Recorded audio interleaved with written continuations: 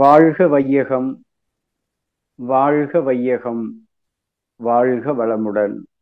குருவடி சரணம். இந்த இனிமையான காலை பொழுதிலே WCCIT ஆழியார் இயக்குனரகம் இணைந்து நடத்துகின்ற இந்த ஆன்மீக சிந்தனையிலே தவம் சிந்தனையை செவிமடுக்க காத்திருக்கின்ற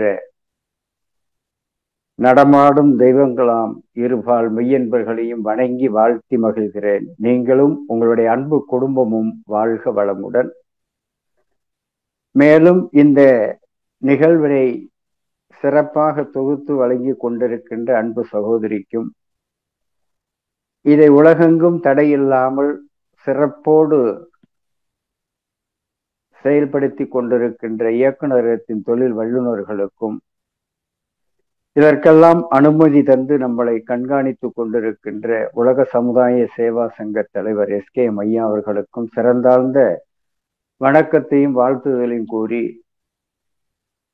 இந்த இனிமையான காலை பொழுதிலே சிந்தனையை துவங்க இருக்கின்றோம். அறிவேதான் தெய்வம் என்றார் தாயுமானார், அகத்ததுதான் மெய்ப்பொருள் என்றெடுத்து காட்டி அறிவுதனை அறிவித்தார் திருவள்ளுவர். அவ்வறிவுதனை அறிவிக்க முறைகள் சொன்னார் அறிஞர் திருமூலர். அவ்வறிவில் ஆழ்ந்து ஆனந்த கவியாத்தார் ராமலிங்கர். அறிவில் அறிவாய் நிலைத்து அறம் வகுத்து அதை வாழ்ந்து காட்டி இன்று பல லட்சக்கணக்கான மனவளக் கலைஞர்களின் கருமையத்தில் இருந்து வழிநடத்தும் மகான் மகரிஷி அவர்களை மனம் மொழி மெய்களால் வணங்கி வாழ்த்தி மகிழ்வோம். வாழ்க வளமுடன், வாழ்க வளமுடன், வாழ்க வளமுடன். அன்பானவர்களே, இன்று நாம் சிந்திக்க இருக்கின்ற தலைப்பு கவலையே கவலைப்படு. ஒரு வித்தியாசமான தலைப்பு. ஆனால் கவலை அப்படிங்கிற அந்த நிகழ்வு மனவளக் கலைஞர்களுக்கு மிக சிறப்பாகவே தெரியும். அப்ப அந்த கவலையே கவலைப்பட வைக்க வேண்டும் அப்படின்னாக்க, இதை எடுத்த உடனே நம்ம போய் அதற்குள்ள இணைஞ்சு அதை சரி பண்ண முடியுமா அப்படின்னா கொஞ்சம் சிரமம். ஒரு 5 வருட காலம் குறைந்தது இந்த மனவளக்கலையில் தன்னை ஈடுபடுத்தி கொண்டிருக்கின்றவர்கள் நிச்சயம் அந்த கவலையை கவலைப்பட வைக்க வேண்டும். அதுல எந்த மாற்று கருத்தும் கிடையாது. இருக்கிற எல்லாத்தையும் அப்படி அப்படியே அனுபவிச்சு இருக்கிற சங்கடங்கள் சிக்கல்கள் எல்லாம் இருந்துகிட்டே இருக்கிறதுல என்ன பிரயோஜனம் இருக்கு? அதை எப்படி கவலையே கவலைப்பட வைக்க வேண்டும் அப்படிங்கிறத பார்க்கறதுக்கு முன்னாடி சாதாரணமா அந்த கவலையை கவலைப்பட வைக்க முடியாமல் நம்மை தடுப்பது எது அப்படிங்கிறத கொஞ்சம் உள்ளுக்குள்ள போய் பார்த்தோம் அப்படின்னா ஒண்ணும் இல்லை, ஒவ்வொருத்தையும் இருக்கக்கூடிய அந்த தன்முனைப்பு. ஏன்னா அந்த தன்முனைப்பு அப்படிங்கிற ஒண்ணுதான் நம்ம எந்த செயலையும் செய்ய விடாமல் கூடவே வரும். அந்த இடத்துல நம்ம விழிப்பு நிலையோட இருந்து நம்ம கூட வர்றது யாருன்னு தெரிஞ்சுக்கிட்டு அதையும் புறந்தள்ளி மாற்றி யோசித்து நாம் சில நிகழ்வுகளை செய்ய வேண்டும். அந்த வகையிலே தன்முனைப்பு அதோட நின்றுதான் அப்படின்னு பார்க்கும் பொழுது கொஞ்சம் ஆராய்ந்து உள்ளுக்குள்ள போனோம்னா அந்த தன்முனைப்போட ஒட்டி அந்த 2 சேர்ந்து பிறந்த இரட்டை குழந்தைகள் அப்படிம்பாங்க, தான் தனது. ஏன்னா இவ்வளவு இடைஞ்சல்களை வச்சுக்கிட்டு நம்ம அதுல இருந்து மீள முடியாமலும் அப்புறம் எங்க கவலையே போய் கவலைப்பட வைக்கிறது? கவலையே வாழ்க்கையா வாழ்ந்துகிட்டு இருக்கும் பொழுது நம்ம இந்த நிலைகளிலேருந்து மாறினா தாங்க அதை கட்டாயம் பண்ண முடியும். அப்ப தான் தனது அப்படின்னு சொல்லும் பொழுது அந்த அதிகாரப்பற்று பொருள் பற்று அப்படிங்கிற அந்த 2 நிலை நம்மள சதா ஏதாச்சும் செய்ய வச்சுட்டு அதுக்கப்புறம் உட்கார்ந்து கவலைப்படுற மாதிரி கொண்டு போயிடும். அப்ப அந்த அதிகாரமாக இருக்கட்டும், அந்த பொருள் மீது இருக்கக்கூடிய பற்றாக இருக்கட்டும், இதுல இருந்து விடுபடணும் கட்டாயம். அதை விடுபடாம இது 2ஐயும் வச்சுக்கிட்டு நம்ம இந்த செயலி செஞ்சோம் அப்படின்னா 10ல் 1 சரியா இருக்கும், பாக்கி 9 நம்மளை கவலைப்படுற மாதிரிதான் கொண்டு போய் வைக்கீங்க. அப்ப இந்த தான் தனது அப்படிங்கிற அந்த 2 நிலைப்பாட்டை சரியா கடைப்பிடிச்சிட்டு போகணும். அதிகாரம் அப்படிங்கிறது என்ன அதிகாரம்? மனிதனுக்குள்ள என்ன அதிகாரம் இருக்கு? அது எப்படி நம்ம லாபகமா அதை செய்ய வைக்க வேண்டும் அப்படிங்கிறதுல தான் புத்திசாலித்தனம் இருக்குங்க.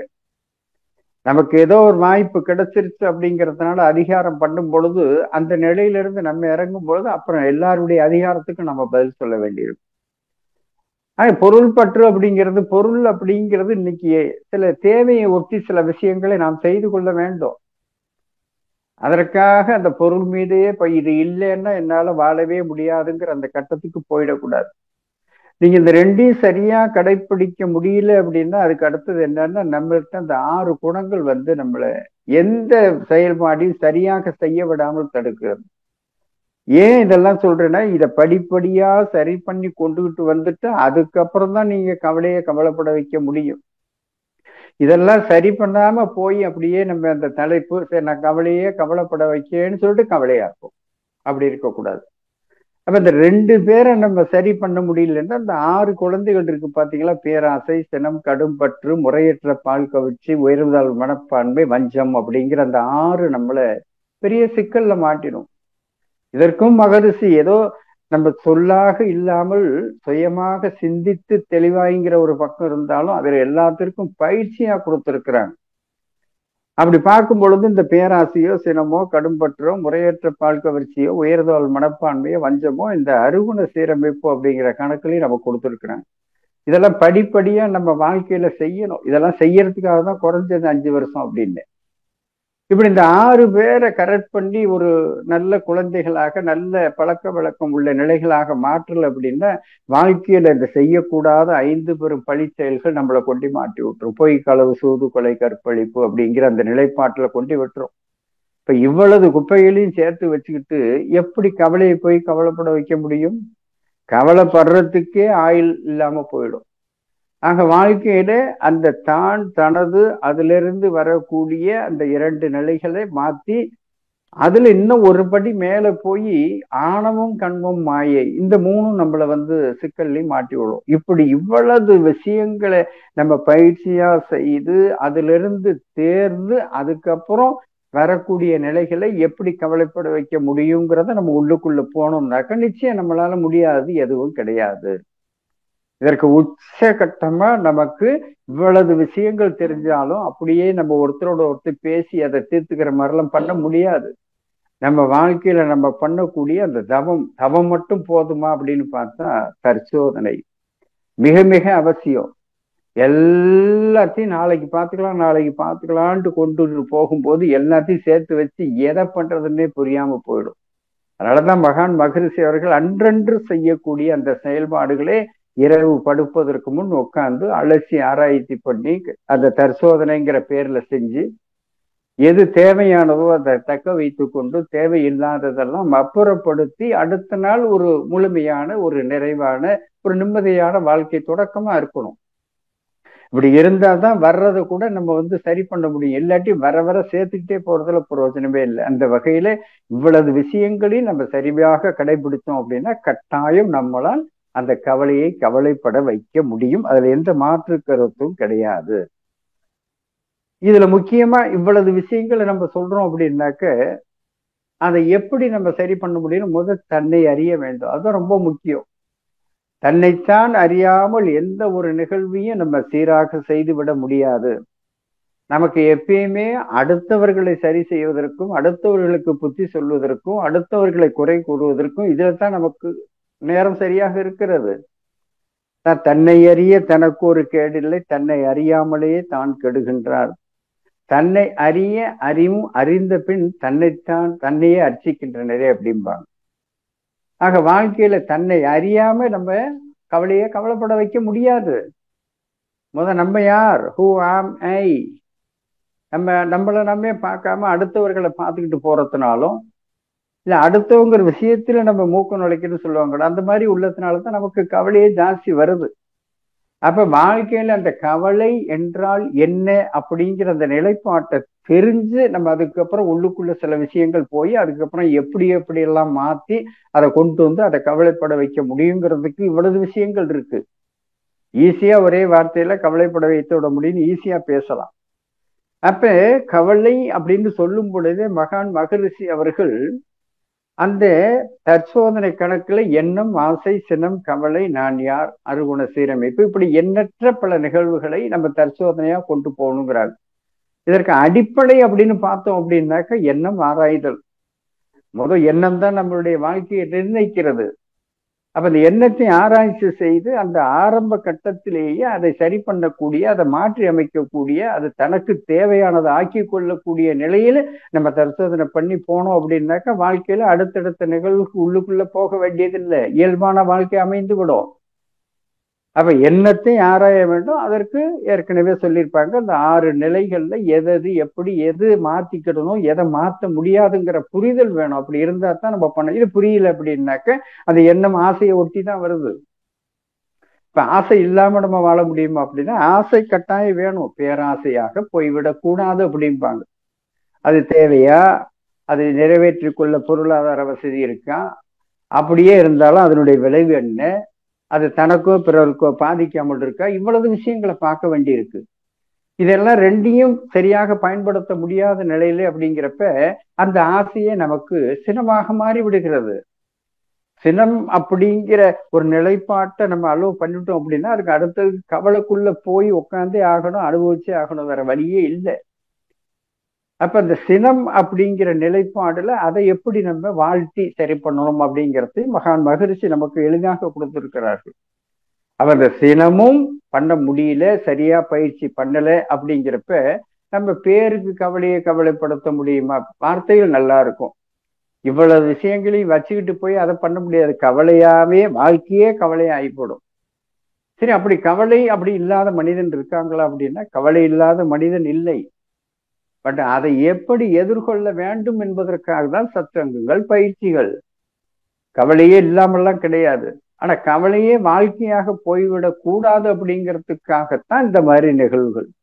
அப்ப நமக்கு எந்த இடத்துல கவலைன்னா வரக்கூடிய சிக்கலை எதிர்கொள்ள வேண்டும். எதிர்கொள்ள வேண்டும் என்பதோட சந்திக்க வேண்டும். அந்த சந்திப்பதற்கு அதை எதிர்கொள்ள ஒரு துணிவு வேண்டும். அப்படி சந்திக்க போதிய பலமில்லாத அந்த மனநிலை இருக்கு பாத்தீங்களா, அந்த திறமில்லாத அந்த மனநிலை தான் கடைசியா கவலையாக போய்விடுகிறது அப்படிங்கிறாங்க. இப்ப வாழ்க்கையில இத்தனை நிகழ்வுகளை படிப்படியா நம்ம பார்த்துக்கிட்டு வந்தாதான் நம்ம அதை கவலைப்பட வைக்க முடியும். இதெல்லாம் எதுவுமே செய்யாம கவலை அது கவலைப்பட்டு போயிடுமா அப்படின்னா லட்சத்துல ஒருத்தர் எதை பத்தியும் கவலைப்பட மாட்டான். ஊரே இடிஞ்சு விழுந்தாலும் அது எதை பத்தியும் கவலைப்படாம போறது 1 2 இருக்கு. பட் அதுவே நமக்கு சரியா வருமானாக்கா அதுவும் முடியாதுங்க. வாழ்க்கையில எல்லாவற்றிலும், அதனாலதான் சாமிஜி இல்லறத்துடன் கூடிய ஆன்மீகம், எல்லாவற்றிலையும் ஒரு அனுபவம் வேணும். அது இருந்தா தான் நம்ம அடுத்த நிலைக்கு போக முடியும். அப்ப இது எங்க நமக்கு சிக்கலாகுதுன்னா இந்த தடைப்பட்ட அந்த ஆசைகளே கோபமாக, அதை எதிர்கொள்ள போதிய பலமில்லாத மனமே கவலையாக. அப்ப கவலை அப்படிங்கிற அந்த எண்டுக்கு கொண்டு வந்தோம் அப்படின்னாக்க அதையும் மாற்றிக்கொள்வதற்கு நிறைய பயிற்சி முறைகள் நமக்கு கொடுத்திருக்கிறாங்க. ஆக வாழ்க்கையில இந்த தடைப்பட்ட ஆசைதான் சினமாக வருகிறது. அதை எதிர்கொள்ள முடியாத பொழுது அது கவலையாக போகிறது. அப்ப இது என்ன, நம்ம சினம்ங்கிறது யார்கிட்ட இல்லை, எல்லாத்துக்கிட்டும் இருக்கு. ஐயறிவு விலங்கினத்திலிருந்து தானே 6வது அறிவு பட்டு நம்ம வந்திருக்கோம். அப்ப அத்தனை ஜீவராசிகளுடைய குணாதிசயங்களும் நமக்குள்ள இருக்கு. அப்ப அதற்கு தகுந்தவாறு சில விஷயங்கள் அவ்வப்போது எடுத்து காட்டி கொண்டிருக்கும். அதை எப்படி நம்ம அமைதிப்படுத்தி அடுத்த நிலைக்கு போகணுங்கிறதா வாழ்க்கையே. எல்லாம் இருக்கு அப்படியே ஏதோ வந்துட்டு போகுதுன்னு நம்ம வாழ்க்கை நடத்த முடியாது. ஆக இந்த சினம் அப்படிங்கிற ஒரு நிலைப்பாடு இருக்கு பாத்தீங்களா, அது அப்படியே ஒட்டு மொத்தமா நம்மளுடைய அந்த ஜீவகாந்தத்துல விஷமாக்கி விடுகிறது அப்படிங்கிறாங்க. ஒரு ஸ்டவ்ல ஒரு பாத்திரத்தை வச்சு தண்ணியை வச்சுட்டு சுட வைக்கிறோம்னு வச்சுங்க. ஃபுல் ஃபிளேம்ல இருக்கும் பொழுது உடனே கொதிக்க ஆரம்பிச்சிருங்க. அப்ப அந்த ஆற்றல் என்ன, சீக்கிரமா ஆவியாய் போடும். அதே சிம்ல வச்சோம்னு வச்சுங்களேன், கிராஜுவலா மெதுவா இதமா ஒவ்வொரு படிப்படியா அது வரும். இப்ப இந்த சினம் அப்படிங்கிறது அப்படியே கொதிக்க வைக்கிற மாதிரி கவலைங்கிறது நமக்கு தெரியாதுங்க. அது சிம்ல வச்சுட்டு சமயத்துல ஆஃப் பண்ண கூட மறந்துடுவோம். அது பாட்டுக்கு கிராஜுவலா போய் இருக்கிற ஆற்றல் எல்லாம் ஆவியா போய் சுண்டி ஒண்ணும் இல்லாம போயிடும். அப்ப வாழ்க்கையில எதை எப்படி நம்ம சரியா கொண்டுகிட்டு போகணுங்கிற அந்த நிலைப்பாடு தெரியாம நம்ம வந்து வாழ்க்கையில எதையும் நம்ம செஞ்சிட முடியாது.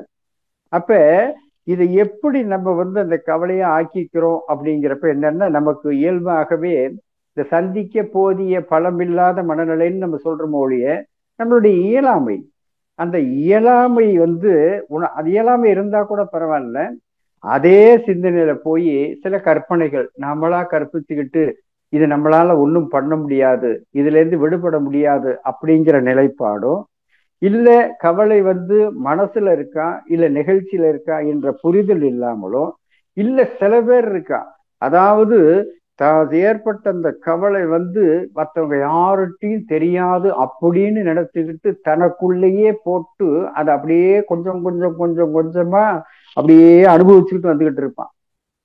இது எப்பயாச்சும் ஒரு தடவை சில இடத்துல சில காலகட்டத்திலும் தீர்வே கிடையாது. தெரியட்டுமே, பல பேருக்கு தெரிஞ்சா தானே நம்மளுடைய கவலையை போக்க முடியுமா அப்படிங்கிற அவங்களுடைய அனுபவத்தை நம்ம பெற முடியும். அது இல்லாம நம்ம பாட்டுக்கு போட்டு நமக்குள்ளேயே அடக்கி வச்சுக்கிட்டு இருக்கிறது எந்த விதத்திலும் பிரயோஜனம் கிடையாது. ஆக இந்த கவலைகளை இந்த 3 விதமா நம்ம எப்படி கொண்டுகிட்டு போறோம் அப்படிங்கிறத நம்ம பார்க்கணும். பொதுவாகவே நீங்க கவலைன்னு எடுத்துக்கிட்டாக்க நீங்க உட்காந்து யோசிச்சு பார்த்தோம் அப்படின்னா, அதாவது வந்து நானே சரியில்லை அப்படிங்கிறது ஒரு கணக்கு இருக்கும். இல்லை எனக்கு வாய்ச்சது சரியில்லை அப்படிம்போம், அதுவும் சொல்லுது எனக்கு வாய்ச்சது சரியில்லைங்கும். இந்த 2 பேரும் சேர்ந்து ஒரு கட்டத்துல என்ன பண்ணும், பெத்ததும் சரியில்லை அப்படிம்போம். இந்த 2 பேரும் சேர்ந்தது அவங்கள பெத்தது சரியில்லை. இப்படி ஒரு தலைமுறையாக ஒவ்வொருத்தரையும் குறை சொல்லிக்கிட்டே போயிட்டே இருக்கும். இப்படி சரியில்லை சரியில்லைங்கிறதெல்லாம் கவலையா போய் அப்படியே எல்லா இடத்துலயும் ஏந்திரிக்க விடாம பண்ணும். சரியில்லை சரியில்லைங்கிறப்ப யார் அதை சரி பண்றது அப்படிங்கிற இடத்துல நமக்கெல்லாம் ஒரு குரு கிடைச்சிருக்கிறாங்க, அனுபவ குருவாக கிடைச்சிருக்கிறாங்க. அதனால வாழ்க்கையில இன்னைக்கு நம்ம செய்யலன்னா யார் செய்வா? உட்காந்து யோசிச்சு பாருங்க. இந்த அப்படியே அடுத்த ஒவ்வொரு தலைமுறைகளா குறை சொல்லிட்டு போறதுல என்ன பிரயோஜனம் இருக்கு? அடுத்த நம்ம தலைமுறை நம்மளுடைய சந்ததிகள் நம்மளை பார்த்து இந்த கேள்வி கேட்காமல் இருக்கிறதுக்கு நம்ம சில விஷயங்களை மாற்றி அமைத்துக் கொள்ள வேண்டும். அதற்கு நமக்கு அனுபவ குருவாக கிடைச்சிருக்கிறார் மகரிஷி. அப்படிங்கிறப்ப அதை செஞ்சு பார்த்து அதை நம்மள்டேருந்து அப்புறப்படுத்தி மீண்டும் உள்ளே வரவிடாம இருக்கிறதுக்கு நம்ம என்ன செய்யணுங்கிறத நம்ம பார்க்கணும். அதை விட்டுட்டு உட்காந்து வருத்தப்பட்ட பிரயோஜனமே கிடையாது. இப்ப சில நிகழ்வுகள் அப்பப்ப நடக்கத்தாங்க செய்யும். இப்ப கற்பனையா சில இதெல்லாம் பெரிய ஒரு பெருசா ஆக்கிறோம், ஒரு சின்ன விஷயத்த கூட பெருசா ஆக்கிறோம். இப்ப உதாரணத்துக்கு ஒரு இளம் தம்பதியர் திடீர்னு நடக்காதது ஒண்ணு நடந்து போச்சு, நடக்க கூடாதது நடந்து போச்சு. எது ஒண்ணுமே நம்ம கையில கிடையாது. பட் அதே நேரத்துல அது இல்லாம இருக்கிறதுக்கு உண்டான சூழ்நிலை பார்க்கிறோம். அதற்கும் அப்பாற்பட்டு சில விஷயங்கள் கர்மா, அதை நம்ம ஒண்ணும் பண்ணவும் முடியாது. அப்படி தன்னுடைய கணவர் போன இடத்துல இந்த மாதிரி ஆகி ஒரு மரணம் ஏற்படக்கூடிய ஒரு நிலை ஆயிடுதுன்னு வச்சுங்க. அப்படியே உட்காந்து யோசிச்சு பாருங்க, இந்த சமுதாயம் எவ்வளவு தூரம் நம்மளை எள்ளி நகையாடும் தெரியுமா? அதாவது வந்து சுத்தி உறவுகள் எல்லாம் அந்த காலகட்டத்துல வந்து நடந்து போச்சு. இன்னுமே நீங்க வந்து அவரே நினைச்சு பிரயோஜனம் எல்லாம் புத்திமதிகள் நல்லா சொல்லுவாங்க, அதுல எந்த மாற்று கருத்தும் கிடையாது. அடுத்தது உனக்குன்னு குழந்தைகள் இருக்கு, நீ அதெல்லாம் பார்க்கணும் அப்படின்லாம் இந்த உறவுகள் ஒரு காலகட்டத்துல சொல்லிட்டு போயிடும். அடுத்து அதையே நினைச்சுக்கிட்டு நம்ம உட்கார்ந்து இருக்க முடியுமா? அடுத்த கட்டம் நகர்ந்து போகணும்ல. அப்படி இந்த இருக்கக்கூடிய அந்த மனைவியாகப்பட்டவள் தன்னுடைய கணவன் இல்லாத போது தன் குழந்தைகளுக்காக வாழ வேண்டும் என்று சில நிகழ்வுகள் செய்ய ஆரம்பிப்பாங்க. அப்படி செய்ய ஆரம்பிக்கும் பொழுதும் சரி, அடுத்த உறவுகளோட நம்ம சில விஷயங்களுக்கெல்லாம் போகணும் அப்படின்னு நினைச்சு ஒரு விசேஷத்துக்கு போகும் பொழுது இந்த சமுதாயம் கூடியிருக்கக்கூடிய மக்கள் நம்மளை நிம்மதியாகவே இருக்க விட மாட்டாங்க. ஒண்ணு நல்லா தெரிஞ்சுக்கங்க, கவலைங்கிறது அப்படியே தனிப்பட்ட நமக்கு மட்டும் இருக்குன்னு மட்டும் நினைக்காதீங்க. நமக்குள்ள இருக்கிறத சரியா பண்ண முடியலைங்கிறப்ப ஒரு கட்டத்துல அது கவலையா மாறுதுங்கிறது ரைட்டு. அதை செய்ய வைக்கிறது யாரு அப்படின்னு பாத்தீங்க அப்படின்னா ஏதோ நம்ம மட்டும் கிடையாது, நம்ம ஒன்லி அதாவது ஆரம்ப கட்ட துவக்கம் மட்டும்தாங்க.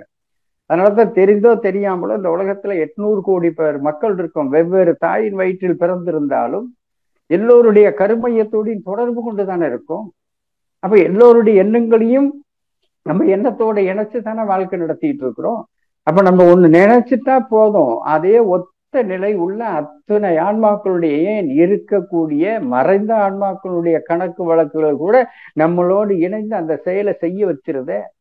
அதனால ரொம்ப ஜாக்கிரதையா நம்ம போகணும். எல்லாத்தையும் உள்ள விட்டுட்டு செயல்பாட்டுக்கு வந்து அதுவும் விளைவு வரும் பொழுது உட்காந்து வருத்தப்படுறதுல பிரயோஜனமே கிடையாது. அப்ப நம்ம என்ன பண்ணணும் அப்படின்னாக்க, அப்ப அந்த மாதிரி ஒரு அந்த அந்த பெண்ணாகப்பட்ட ஒரு விசேஷத்துக்கு போயிருக்கும் பொழுது ஒரு நிகழ்வு, ஏன்னா சமுதாயத்தையும் பார்க்க வேண்டியிருக்கு. தான் சமுதாயம் இயற்கை அப்படிங்கிற அந்த முக்கூட்டு அந்த ட்ரையாங்கிள்கள் தான் வாழ்ந்துகிட்டு இருக்கிறோம். அதெல்லாம் எப்படி எப்படி டேக்கிள் பண்ணணும் அப்படின்னு தெரிஞ்சாதான் கவலைப்பட வைக்க முடியும். அது உள்ளுக்குள்ளேயே போய் அவங்க அப்படி வாழ்றாங்க அப்படி வாழ்றாங்க, நம்மளும் இப்படி வாழ்றதுல என்ன ஆகுது, நாளைக்கு உங்களுடைய சந்ததியும் அதுதான் வாழும். எதையாச்சும் ஒரு நிலையில அந்த குடும்பத்துல சில விஷயங்களை மாற்றி அமைத்திருக்க வேண்டும். அப்ப இந்த சமுதாயம் அந்த இடத்தில் கூடும் பொழுது பாரு, இந்த மாதிரி கணவன் போய் கொஞ்ச நாள் தான் ஆகுது, அது என்னன்னு பாருங்க, அதை பொட்டு வச்சுக்கிச்சு அது ஒரு கணவன் இல்லாத மாதிரியா இருக்கு. அதாவது அந்த இருக்கிற நேரம் பொழுது போகணும் அப்படிங்கிறதுக்காக எவ்வளவு விஷயங்களை சங்கடப்படுத்துறாங்க தெரியுமா? இந்த சங்கடப்படுத்துறதெல்லாம் தாங்க முடியாம அந்த பொண்ணு என்ன பண்றா, தான் குழந்தைய கூப்பிட்டுட்டு அந்த ஃபங்க்ஷன்ல சாப்பிடாம கூட அந்த இடத்துல இருந்து அப்படியே கிளம்பி போகும் பொழுது அழுதுகிட்டே போகும்போது தான் பிள்ளைகிட்ட உங்க அப்பா இருந்தா இந்த மாதிரி உலகத்துல இந்த மாதிரி சொல்லுவாங்களா அப்படின்னு சொல்லும் பொழுது நமக்கே கலங்குது பாருங்க. ஏன்னா வாழ்க்கையில பாருங்க எதுவுமே நிரந்தரம் கிடையாது, யாருக்கு எப்பெல்லாம் சொல்ல முடியாது. இன்னும் சொல்ல போனா அந்த மாதிரி கேரக்டருக்கு நமக்கு ஆறுதலாக எப்படி இருக்க முடியும்னு பார்க்கணும் ஒழிய அதை விட்டுட்டு உட்காந்து அவங்கள சங்கடப்படுத்துறதுல என்ன இருக்கு? அப்படிதான் இந்த உலகத்துல, இன்னும் இந்த பூ உலகத்துல வந்து அவ்வளவு என்ன அலைகள் இருக்கு.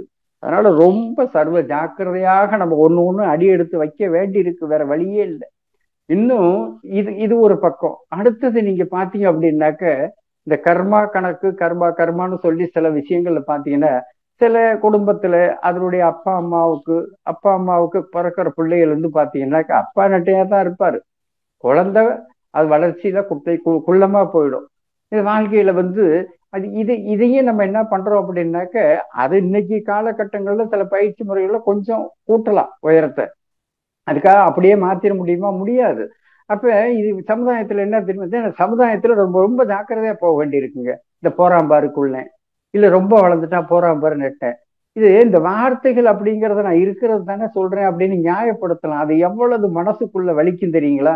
இப்ப மத்தவங்கள மாதிரி இருக்க முடியலையே, இப்படியாப்பட்ட நிறைய விஷயங்கள்லாம் சேர்ந்து நமக்குள்ள கவலையா இருந்து எந்த விஷயத்தையுமே செய்ய விடாம பண்ணுதுங்க. எதையும் நம்ம பொருட்படுத்தக்கூடாது. இப்படி அதெல்லாம் பார்த்தா நம்ம நாட்டை ஆண்ட லால் பகதூர் சாஸ்திரி எவ்வளவு பெரிய உயரமா அவரையும் ஒரு காலகட்டத்துல வெளிநாட்டுக்கு போகும் பொழுது அங்க உள்ளவங்க சொன்னாங்க, இவ்வளவு குள்ளமாக இருக்கிறாரே அப்படின்னு கொஞ்சம் மறைமுகமா பேசும் பொழுது அவர் என்ன சொன்னார் அப்படின்னா, எவ்வளவு பெரிய மனுஷனா இருந்தாலும் என்னிட்ட குனிஞ்சு பார்த்து பேசணும் அப்படின்னார். ரைட்டுங்களா? தலைவணங்கி பேசணும், இப்படித்தான் மாத்தணும். அதை விட்டுட்டு இப்படி இருந்துட்டமே, எவ்வளவு பெரிய பதவியில இருந்து நம்ம இப்படி இருக்கோம், இந்த மாதிரிலாம் பேசுறாங்களே, இன்னும் கொஞ்சம் வளர்ந்து இருந்தா நம்மளும் எடுக்க, இப்படியெல்லாம் உட்காந்து யோசிக்க வேண்டாம். ஏதோ வித்துட்டு கருமையத்துல அந்த நினைவுகள்ல நம்ம அந்த லெவல்ல வந்தாச்சு. வந்ததுக்கு அப்புறம் வாழ்க்கையை எப்படி சர்வைவ் பண்ணணும் அப்படிங்கிறதான் பார்க்கணும்.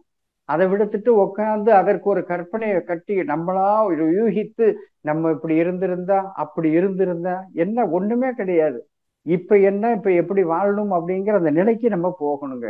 இப்படி கவலையை பத்தி நம்ம உள்ளுக்குள்ள ஏகப்பட்ட இவ்வளவு விஷயங்கள் இருக்கிறதுனால நம்ம எப்படி கவலைப்பட வைக்க முடியும் அப்படிங்கிற ஒரு கேள்வி வரும். ஏங்க எல்லாருமே அப்படியே பேசிட்டு கேட்டுக்கிட்டு இருந்து போயிட்டு இருந்தா போதுமா? இப்ப மகாண்ட சில விஷயங்களை உணர்த்திருக்காங்க அப்படின்னாக்க அன்னைக்கு கொடுத்தது அப்படியே நம்ம கேட்டுட்டு போறதுல என்ன இருக்கு? அதை கொஞ்ச நாளும் நம்மளுடைய அந்த பழக்க வழக்கத்துல வாழ்க்கை முறைகள்ல சிலவற்றை மாற்றி மற்றவர்களுக்கு நாம் வாழ்ந்து காட்டும் பொழுது அவர்களாலும் அந்த நிலையிலிருந்து விடுபட முடியும் அப்படிங்கிற ஒரு நம்பிக்கையை நம்ம ஏற்படுத்தணும். நம்பிக்கைங்கிறது தன்னையே நம்புறது இல்லை, தன்னம்பிக்கையே கிடையாது. ரைட்டுங்களா? அடுத்தது மற்றது மேலேயும் நம்பிக்கை கிடையாது. இப்படி இருக்கும் பொழுது என்னன்னா, இருக்கக்கூடிய இந்த என்ன மாசை சிரமெல்லாம் சேர்ந்து நம்ம கவலையாக எலும்ப விடாம ஒட்டு மொத்தமா கொஞ்சம் கொஞ்சம் கொஞ்சமா அந்த உடல் உறுப்புகளை சிதைத்து கொண்டே போகும். நீங்க சாப்பிடுற சாப்பாட்டுலயோ மற்ற விஷயங்கள்லயோ உங்க உடம்புக்கு நோவு கிடையாது. நம்ம எண்ணத்தால நம்ம அதை சரியா பயன்படுத்த தெரியாததுனால, அதுல இருந்து விடுபட முடியாததுனால, அதுல ஒரு நிம்மதி கிடைக்காம வாழ்றதுனால இப்படியே உள்ளுக்குள்ள உள்ள ஒவ்வொரு உறுப்புகளும் சிதைந்து போயிட்டு இருக்கே.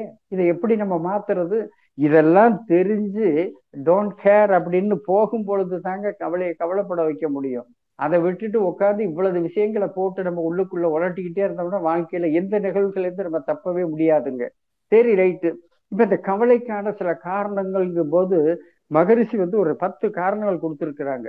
கோபம், வஞ்சம், பொறாமை, வெறுப்புணர்ச்சி, பேராசை, ஒழுக்கம் மீறிய காமநோக்கம், தற்பெருமை, அவமரியாதை, அவசியமற்ற பயம், அதிகார போதை. இப்படி 10 நிலைகள்ல உட்காந்து யோசிச்சு பாருங்க. இந்த 10 நமக்குள்ள இருக்கா இல்லையா?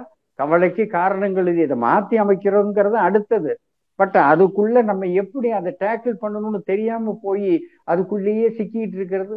ஏன் இன்னும் நம்ம உடம்புக்குள்ள உயிர் சிக்கிட்டு இருக்கிறதே ஒரு சிக்கல் தானே. இந்த சிக்கல் எல்லாம் விடுபடணும் அப்படின்னா எப்ப விடுபடும்? இந்த உடம்புக்கும் உயிருக்கும் சிக்கல் இருக்கு அப்படின்னா இந்த உடம்புல இருந்து உயிர் பிரியும் போதுதான். அதுக்கப்புறம் நீ யாரு நான் யாரு? இருக்கிற சிக்கல்ல எப்படி வாழ்ந்து அதை நம்ம சரி பண்ண முடியுங்கிறதான் போகணும். யாருமே அப்படியே எடுத்தோன்னு அப்படியே கடவுளுடைய ஆசீர்வாதத்தோடு அப்படியே வந்துடல. இன்னும் சொல்ல போனா இறைவன் படைக்கப்படும் பொழுது ஒரு தாயினுடைய கருவறையிலே அந்த குழந்தைக்கு இந்த பூ உலகத்திலே இருக்கின்ற அத்தனையும் ஏற்பாடு செய்து விட்டு தானே தாயின் கருவறையிலிருந்து உன்னை வெளியே கொண்டு வரான்.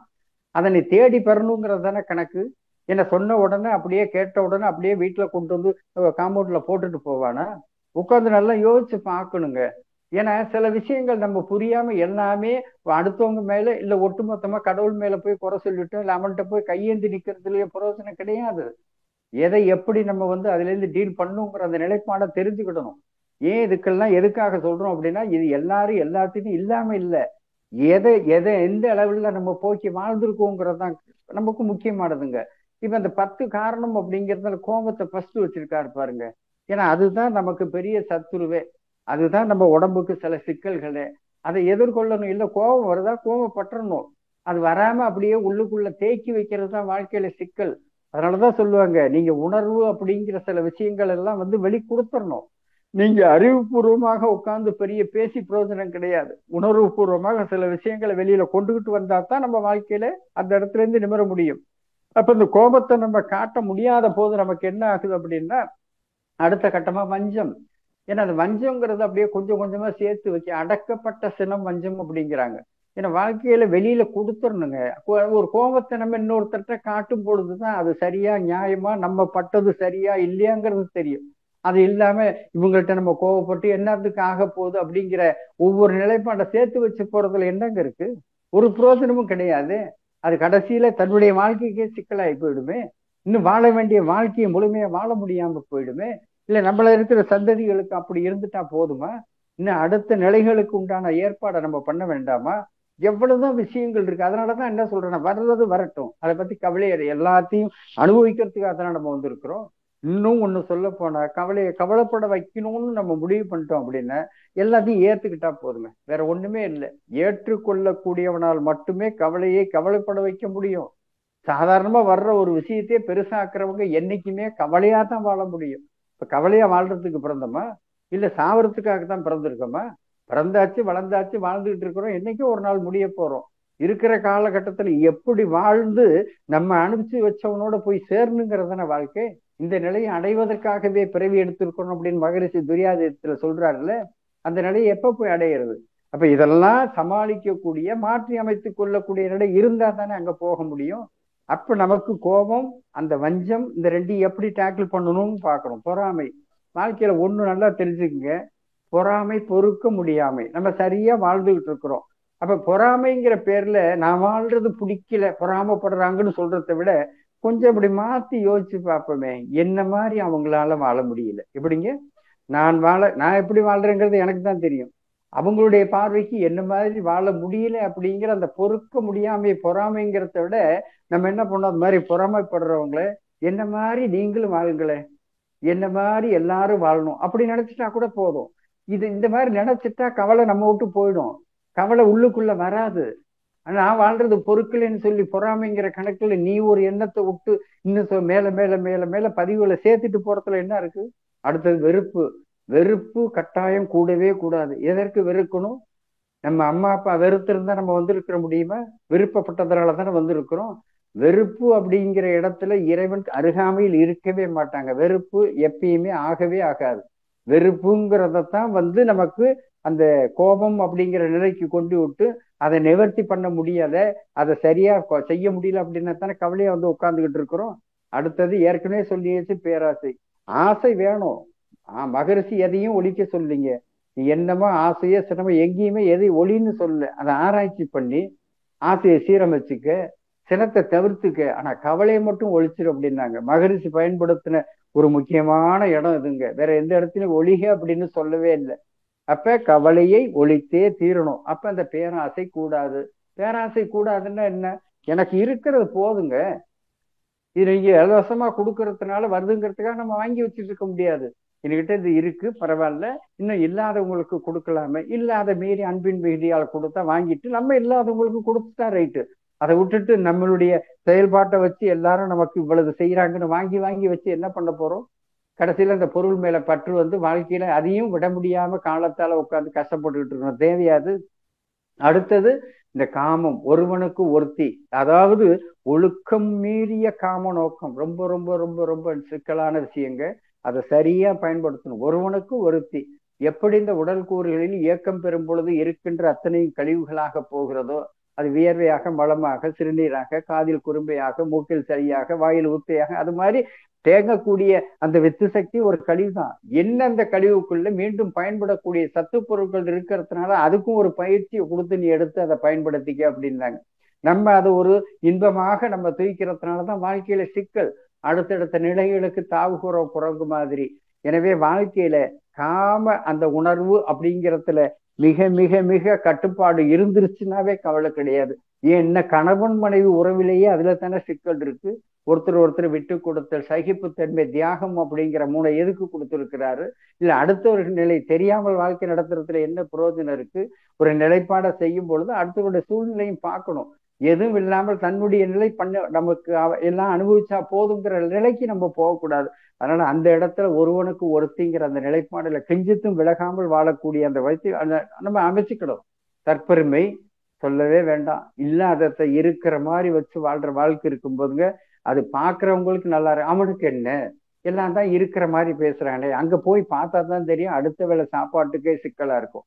பட் இதெல்லாம் புரியாம தற்பெருமை பேசி என்னத்துக்கு ஆக போகுது? தற்பெருமை என்னைக்குமே நம்மளை தடுமாற போய் செஞ்சுக்கிட்டே இருக்கும். அதனால வாழ்க்கையில அதுவும் இவ்வளவு விஷயங்கள் இருந்துச்சுன்னா அது கடைசியில கவலையா தான் போகும். ஒரு புறம் நம்மளை பாராட்டுறான், போறா வரான், ஆனா நமக்கும் ஒருவேளை சாப்பாட்டுக்கு வழியில் ஏன் நீ அதை பேசுற? சாதாரணமா இருக்கக்கூடிய இயல்பா நடந்துகிட்டா வேலை முடிஞ்சு போச்சு. அதை விட்டுட்டு இருக்கிற மாதிரி காட்டிட்டு போனா உனக்கு கொடுக்கணுங்கிறவன் கூட அவருக்கு என்ன எல்லாம் இருக்கு போயிட்டு போகுது அப்படின்னு இல்ல அவனுக்கு கொடுத்துட்டு போயிடுவான். அதனால வாழ்க்கையில எல்லா இடத்துலயும் மிக ஜாக்கிரதையாக நம்ம பயன்படுத்த வேண்டும். அவமரியாதை பாருங்க, ஒண்ணு நல்லா தெரிஞ்சுக்குங்க. இருட்டு நாக்கு கோடி பாவம் செய்யும்பா. தயவு செய்து இந்த நான் பிறழுகிறது என்றால் மற்றவர்களை மகிழ்விப்பதற்காக பிறழட்டும், தப்பு கிடையாது. மற்றவங்களை சங்கடப்படுத்தணுங்கிற நோக்கத்தோழி அதை பிறண்டுச்சு அப்படின்னாக்க நாளைக்கு இன்னொரு இடத்துல நம்மள அவமரியாதை பிறண்டு போயிடுவான். ஒரு முக்கியமான இடத்துல, ஒரு பாராட்டக்கூடிய இடத்துல சர்வசாதாரணமா ஒருத்தர் நம்ம கேவலப்படுத்திட்டு போயிடுவான். ஏன்னா நீ ஏற்கனவே போட்டு வச்ச முதல், அப்புறம் அந்த முதல்ல நீ வந்து திருப்பி எடுத்துத்தானே ஆகணும். அப்ப வாழ்க்கையில நம்ம எப்படி போகணுங்கிறது, அவமரியாதை அப்படிங்கிறது கூடவே கூடாது. இறைவனால் படைக்கப்பட்ட நாம் திருப்பி இறைவனோடு போய் சேர வேண்டும். இதுல என்ன அவமரியாதை இருக்கு? வரக்கூடிய ஒவ்வொரு நிகழையும் சந்திக்க எதிர்கொள்ள அந்த துணிவும் தைரியமும் நமக்கு வேணும். அதெல்லாம் இந்த மாதிரி அமைப்புகள்ல நமக்கு கிடைச்ச குரு நமக்கு மிக இலகுவாக கொடுத்துருக்காங்க. பயன்படுத்த பயப்படுறோம். பயம் என்பது கூடவே கூடாதுங்க. அதான் அவசியமற்ற பயம்பாங்க. வாழ்க்கையில பயப்படணும். ஒரு வேலையை செய்யறோம் அப்படின்னா அந்த நிலைப்பாட்டுல எப்படி நம்ம அடுத்ததை பண்ணணுங்கிறதுக்கு பயந்தா பரவாயில்ல. ஆனா வாழ்க்கையில வந்து பயமே வாழ்க்கையா போயிட்டுன்னு எதையுமே செய்ய முடியாது. அப்ப இந்த இருக்கிறதுலயே நம்மளை கவலையில ரொம்ப கொண்டு போய் பண்றது பயந்தாங்க. எதுக்கு பயப்படணும்? வாழ்க்கையில எனக்கு அறிவு இருக்கு, இருக்கின்ற எல்லாத்துக்கும் அறிவு இருக்கு, எல்லாத்துக்கும் சிந்திக்கின்ற நிலை இருக்கு, யாரு வேணாலும் எதை வேணாலும் செய்யலாங்கிற நிலைப்பாடு இருக்கும்போது அதை செய்யறது சரியா தவறா என்பதற்கு இன்னொருத்தரோட நம்ம தொடர்பு கொள்றதை மட்டும் தெரிஞ்சுக்கிட்டு சரியாக இருந்தால் தக்க வைத்துக் கொள்வோம், தவறாக இருந்தால் மாற்றிக்கொள்வோம். இல்லை என்றால் நாம் தவறு செய்திருந்தால் கூட இன்னொருத்தர் சொல்லும் பொழுது அதை ஏற்றுக்கொள்வோம் அப்படிங்கிற போகணும். பயந்துட்டு இருக்கிறதுல பிரயோஜனமே கிடையாதுங்க. அதிகார போதை இது ஒண்ணுதான் பெரிய சிக்கலே. அது குடும்பத்துக்குள்ள இந்த 10வது காரணம் சொல்லியிருக்காரு பாத்தீங்களா, கடைசியா கொண்டு வச்சிருக்கிறாரு. இந்த அதிகாரங்கிறது நமக்கு ஒரு வாய்ப்பு கிடைக்கும் பொழுது அந்த ஆன்மாவும் எந்த பயமும் இல்லாமல் தன்னுடைய வாழ்க்கையை நிறைவாக வாழ்வதற்கு நம்மளால் வாழ்ந்த அனுபவத்தை கொடுக்கணும் ஒழிய, நீ இன்னும் போயிட்டு அந்த அதிகாரம் கணக்குல நீ இப்படி செய்யறது சரியில்லை, அப்படி செய்யறது சரியில்லை, நான் சொல்றதுதான் கேட்கணும் இப்படிங்கிற மாதிரிலாம் போனா என்னத்துக்காகும்? உட்காந்து யோசிச்சு பாருங்க. இப்படி எல்லாம் ஒவ்வொரு நிலைப்பாடும் போய் சில விஷயங்களை எதிர்கொள்ள முடியாத போதுதான் நமக்கு தெரிஞ்ச ஒண்ணே ஒண்ணு கோபம் கோபம் கோபம், அவ்வளவுதான், வேற ஒண்ணுமே கிடையாது. அதனாலதான் சொன்னாங்க, தன் கோபத்தை, அதாவது தன் கழுத்தை தன் வாள் கொண்டு அறுத்தெறிய வேண்டும் அப்படின்னா பாரதி. கோபங்கிறது சாதாரண விஷயம் கிடையாது.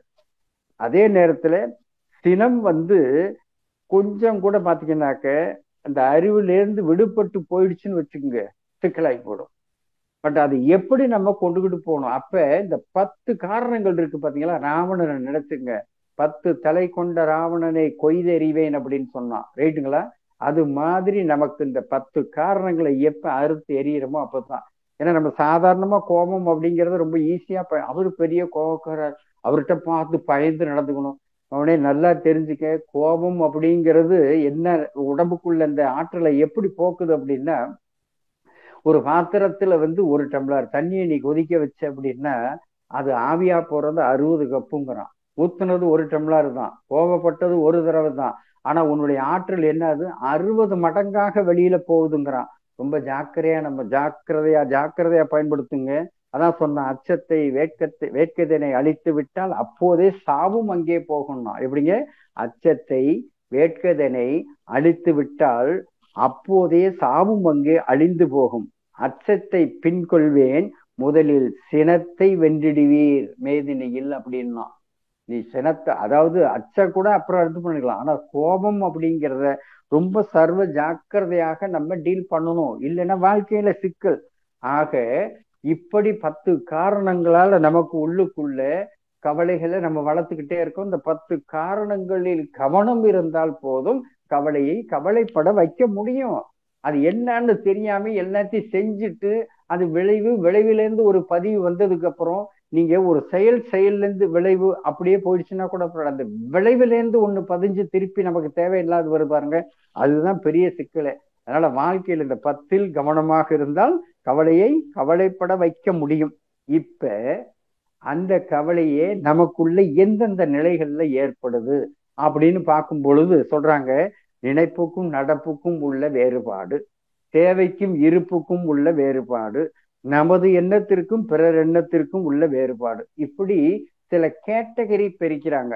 இப்ப நம்ம நினைக்கிறதெல்லாம் நடக்கணும், எல்லாருக்கும் ஆசைதான்.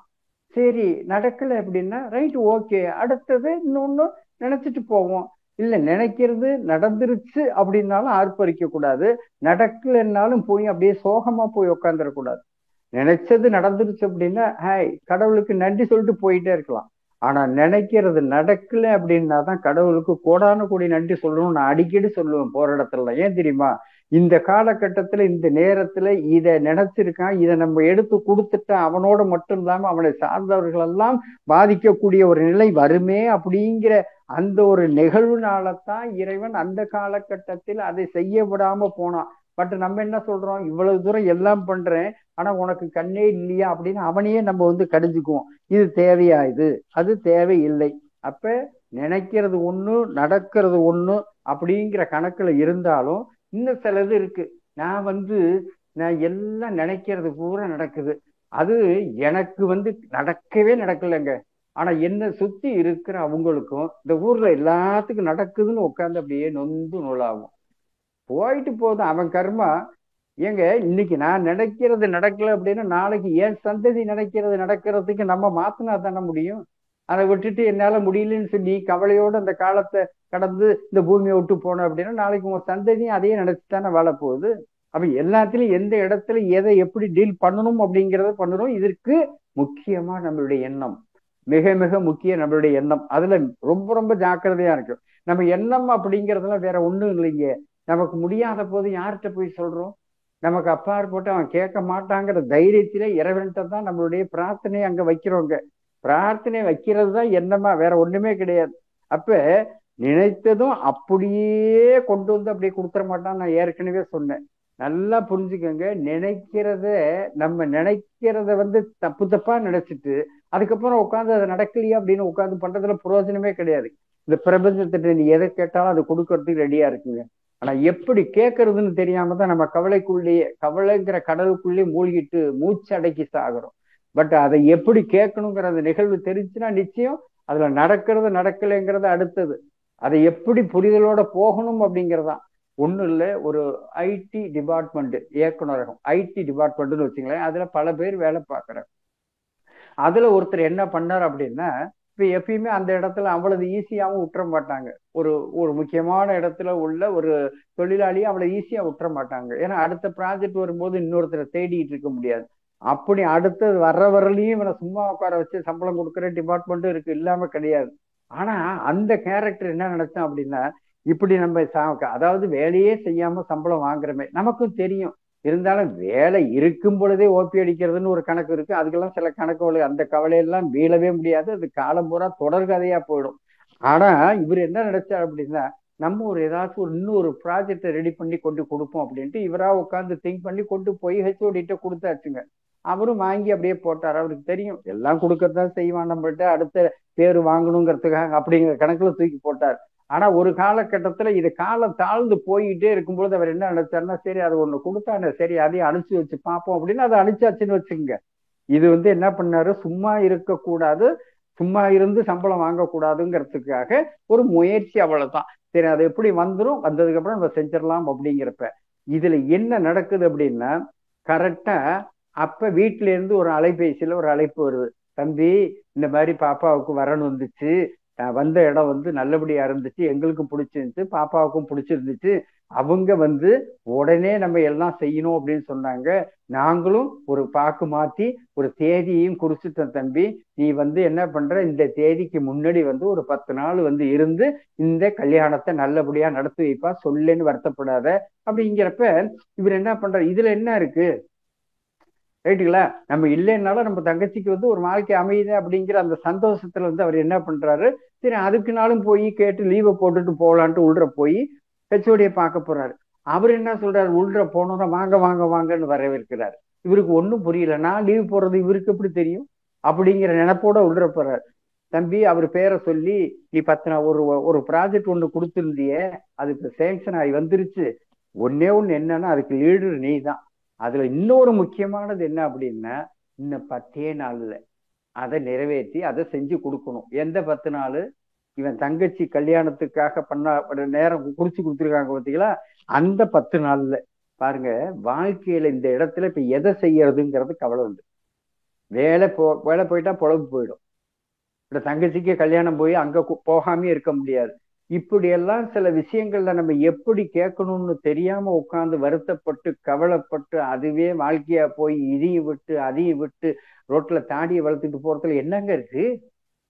இந்த இடத்துலதான் என்ன சொல்றாங்க அப்படின்னா, எந்த ஒரு செயல்பாடையும் நீங்க கேட்குறீங்க அப்படின்னாக்க, கேட்கறதோட மட்டும் இல்ல, அதற்கு உண்டான சூழ்நிலைகளையும் அமைத்து கொடுக்க வேண்டும், அது சாதகமாக இருக்கும்படி பண்ண வேண்டும் கேட்கணுங்கிறாங்க.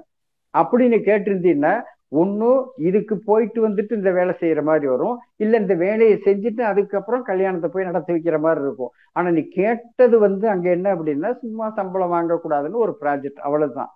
அந்த ப்ராஜெக்ட் அதை செய்யறதுக்கு உண்டான சூழ்நிலையும் அமைச்சு கொடுக்கணும் அப்படின்ட்டா இறையாற்றல் சரியாக நமக்கு அமைச்சு கொடுக்கும். அப்படி கேட்க தெரியாம உட்காந்து வெகு கவலைகள்ல நம்ம மாட்டிட்டு முழிக்கிறோம் தெரியுங்களா? அதெல்லாம் சொன்னா புரியாது, அனுபவிச்சாதான் தெரியும். சரி, அடுத்தது தேவைக்கும் இருப்புக்கும் உள்ள வேறுபாடு. எப்படியெல்லாம் இந்த கவலைகள் ஒவ்வொரு விதத்துல நமக்கு மாறுது பாருங்க. தேவை அதாவது தேவைங்கிறது மனிதனுக்கு எல்லாத்துக்கும் நிறைய தேவைகள் இருக்கு. என்ன தேவையில்லை, காலையில முழிச்சதுல இருந்து படுக்கிற வரலையும் தேவையா தான் இருக்கு. ஆனா நம்மள்ட்ட என்ன இருப்பு இருக்குங்கிறத பார்த்து அந்த தேவையை நிறைவேற்றிக் கொள்வதற்கு உண்டான சூழ்நிலையை நம்ம மாத்தி அமைச்சுக்கிறது கிடையாது. அங்கதான் அதான் சிக்கல்.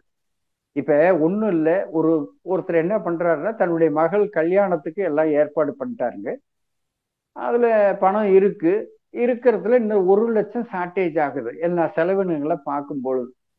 நமக்கு அந்த மாதிரி நிறைய விஷயங்கள் நடந்திருக்கும்.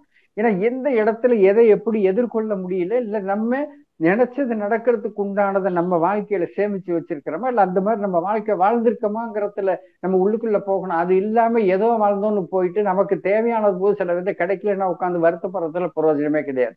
அப்ப இந்த இவருக்கு 1 லட்ச ரூபாய் ஷார்டேஜ், ஒருத்தட்ட போய் கேட்கிறாரு. அந்த பழக்க வழக்கத்துல அவரும் உங்களுக்கு இல்லாமையா தந்துடலாம் அப்படின்ட்டாரு. ரொம்ப சந்தோஷம், ரைட்டுங்களா? ஆனா அதற்கு 2 நாளைக்கு முன்னாடி சொல்றாருங்க, என்ன சொல்றாரு அப்படின்னாக்க, 2 நாளைக்கு முன்னாடி நான் வர வேண்டியது இருந்துச்சு, அதை நம்பி சொன்னேன், ஆனா இப்ப வரல. எப்படி இருக்கும் உட்காந்து யோசிச்சு பாருங்க. கல்யாணம் சொன்னபடி பண்ணி ஆகணும், பட் அதற்கு ஷார்டேஜ். இப்படி எல்லாம் நினைக்கும் பொழுது தன்னுடைய வாழ்க்கை இந்த கவலை அப்படிங்கிறத விட பல பேர் கவலையை நம்ம போக்கி இருக்கணும். அடுத்தவன் எப்படியே போகட்டும், நம்ம நிம்மதியா இருந்தாலும் சுயநலமா இருந்துட்டாலும் சிக்கல். ஆனா ஒரு பரோபகாரி இருக்கிறத எல்லாத்துக்கும் நம்மளால முடிஞ்சது அவ்வளவுதான். அதுக்காக கடன் வாங்கி எதையும் கொடுக்கணும்னு அவசியம் கிடையாது. அப்படி வாழ்ந்த ஒரு மனுஷன் அப்படிங்கிறப்போ ஒரு போன் வருதுங்க. வெளிநாட்டுல தன்னுடைய நண்பர் அங்கேயிருந்து போன் பண்றாரு. பண்ணும் பொழுது எடுத்து பேசுறாரு. பேசும் பொழுது பாருங்க இறைவன் எப்படி கொண்டு போய் அதை சேர்க்கிறான் பாருங்க. பேசிட்டு இருக்கும் பொழுதே கல்யாண வயசுல பிள்ளைகள்லாம் வந்திருக்குமே, கல்யாணம் பண்ணிட்டியா என்ன ஏது அப்படின்னு கேட்கும் பொழுது உனக்கு சொல்லாமலா, எப்படி எப்படி இறைவன் கொண்டு மேட்ச் பண்றான் பாருங்க. உனக்கு சொல்லாமலா, எல்லாம் வாஸ்தவம் தான், எல்லாம் ரெடி பண்ணிட்டேன், இப்ப நீ போன் பண்ணுனதுனால சொல்றேன், எனக்கு இந்த கல்யாணம். அதாவது இன்னொன்னு சொல்றான் அவன், அப்படி கல்யாணம் பண்றதா இருந்து ஏதாச்சும் சூழ்நிலைன்னா எவ்வளவு வேணாலும் எப்ப வேணாலும் கேளுங்க தர்றேங்கிறான். எப்படியெல்லாம் கொண்டு போய் எனக்கு இது பாருங்க. எப்படி பல கவலைகளை போக்கி இருக்கணும். உன் கவலையே போக்க முடியாம அடுத்தவங்களுக்கு கவலை கொடுத்தே வாழ்ந்தோம்னாக்க பிரயோஜனமே கிடையாது. எதுவுமே செய்யாம நான் கவலை இல்லாம கவலையை கவலைப்பட வைக்கணும்னா முடியாது. வாழுங்காலத்துல எவ்வளவு பேர் கவலையை போக்கி இருக்கும் அப்படிங்கிறது முக்கியம். தன் கவலையை போக்கி மற்றவங்க கவலையும் போக்கணும். அப்படி இவர் சொல்லும் பொழுது அவர் அதுக்கப்புறம் இங்கேருந்து பணம் கொடுத்தாரு. அதை வச்சு அதுக்கப்புறம் இந்த திருமணம் பண்ணாரு வச்சுங்களேன்.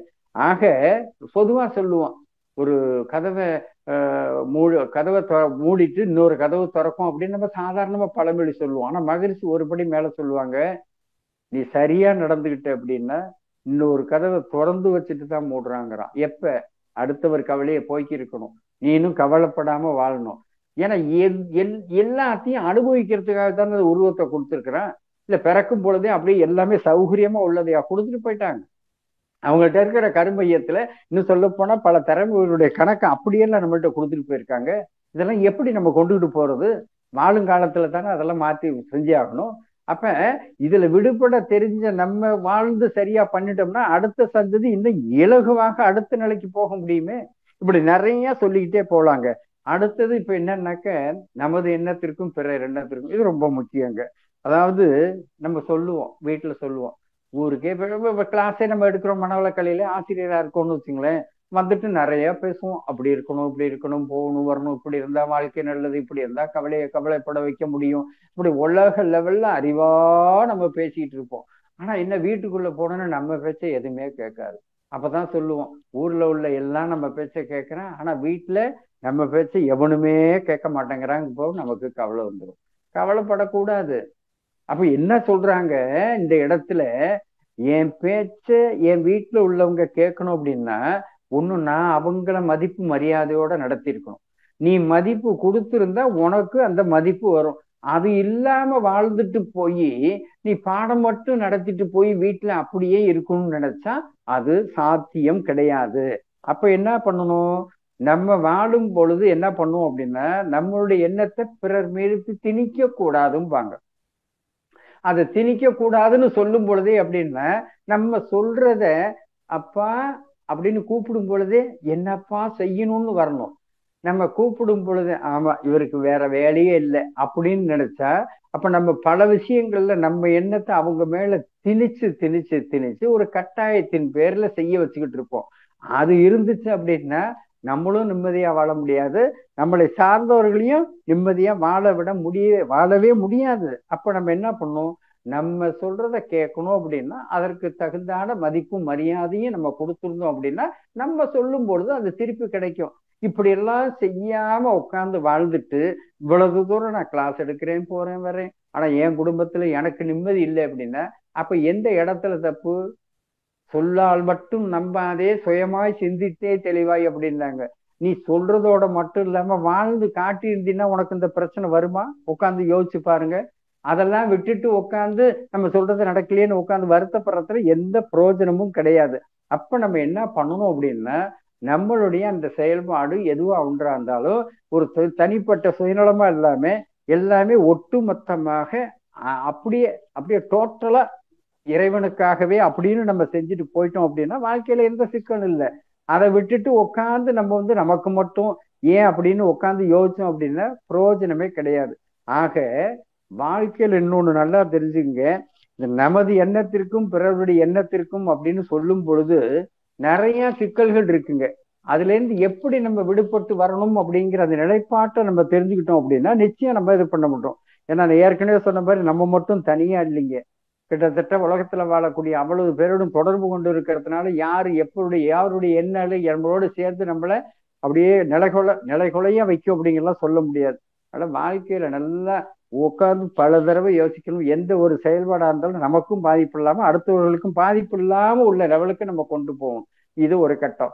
அடுத்தது எதிர்பார்ப்புக்கும் நடப்புக்கும். என்னன்னா இந்த எதிர்பார்த்து எப்பயுமே ஏழையாகவே வாழ்ந்து இந்த பூமியை விட்டு போறோங்க. எதிர்பார்க்கறதுல தப்பு கிடையாது.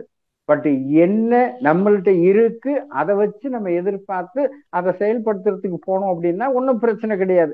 இந்த எதிர்பார்ப்புங்கிறது நிறைய விஷயங்கள் இருக்கு. பொருளாதாரமா இருக்கட்டும், வீட்டுல படிக்கக்கூடிய கல்வி முறைகளாக இருக்கட்டும், இல்ல தொழில் சார்ந்து இருக்கட்டும், இல்ல மனைவி சார்ந்து இருக்கட்டும், இப்படி எல்லாத்துலயும் சரியா இருக்கு அப்படின்னாக்க ஓகே தான். ஆனா எந்த இடத்துல நமக்கு புரியணும் அப்படின்னா சாமிஜி சொல்லுவாங்க, காஸ் அண்ட் எஃபெக்ட், செயல் விளைவு.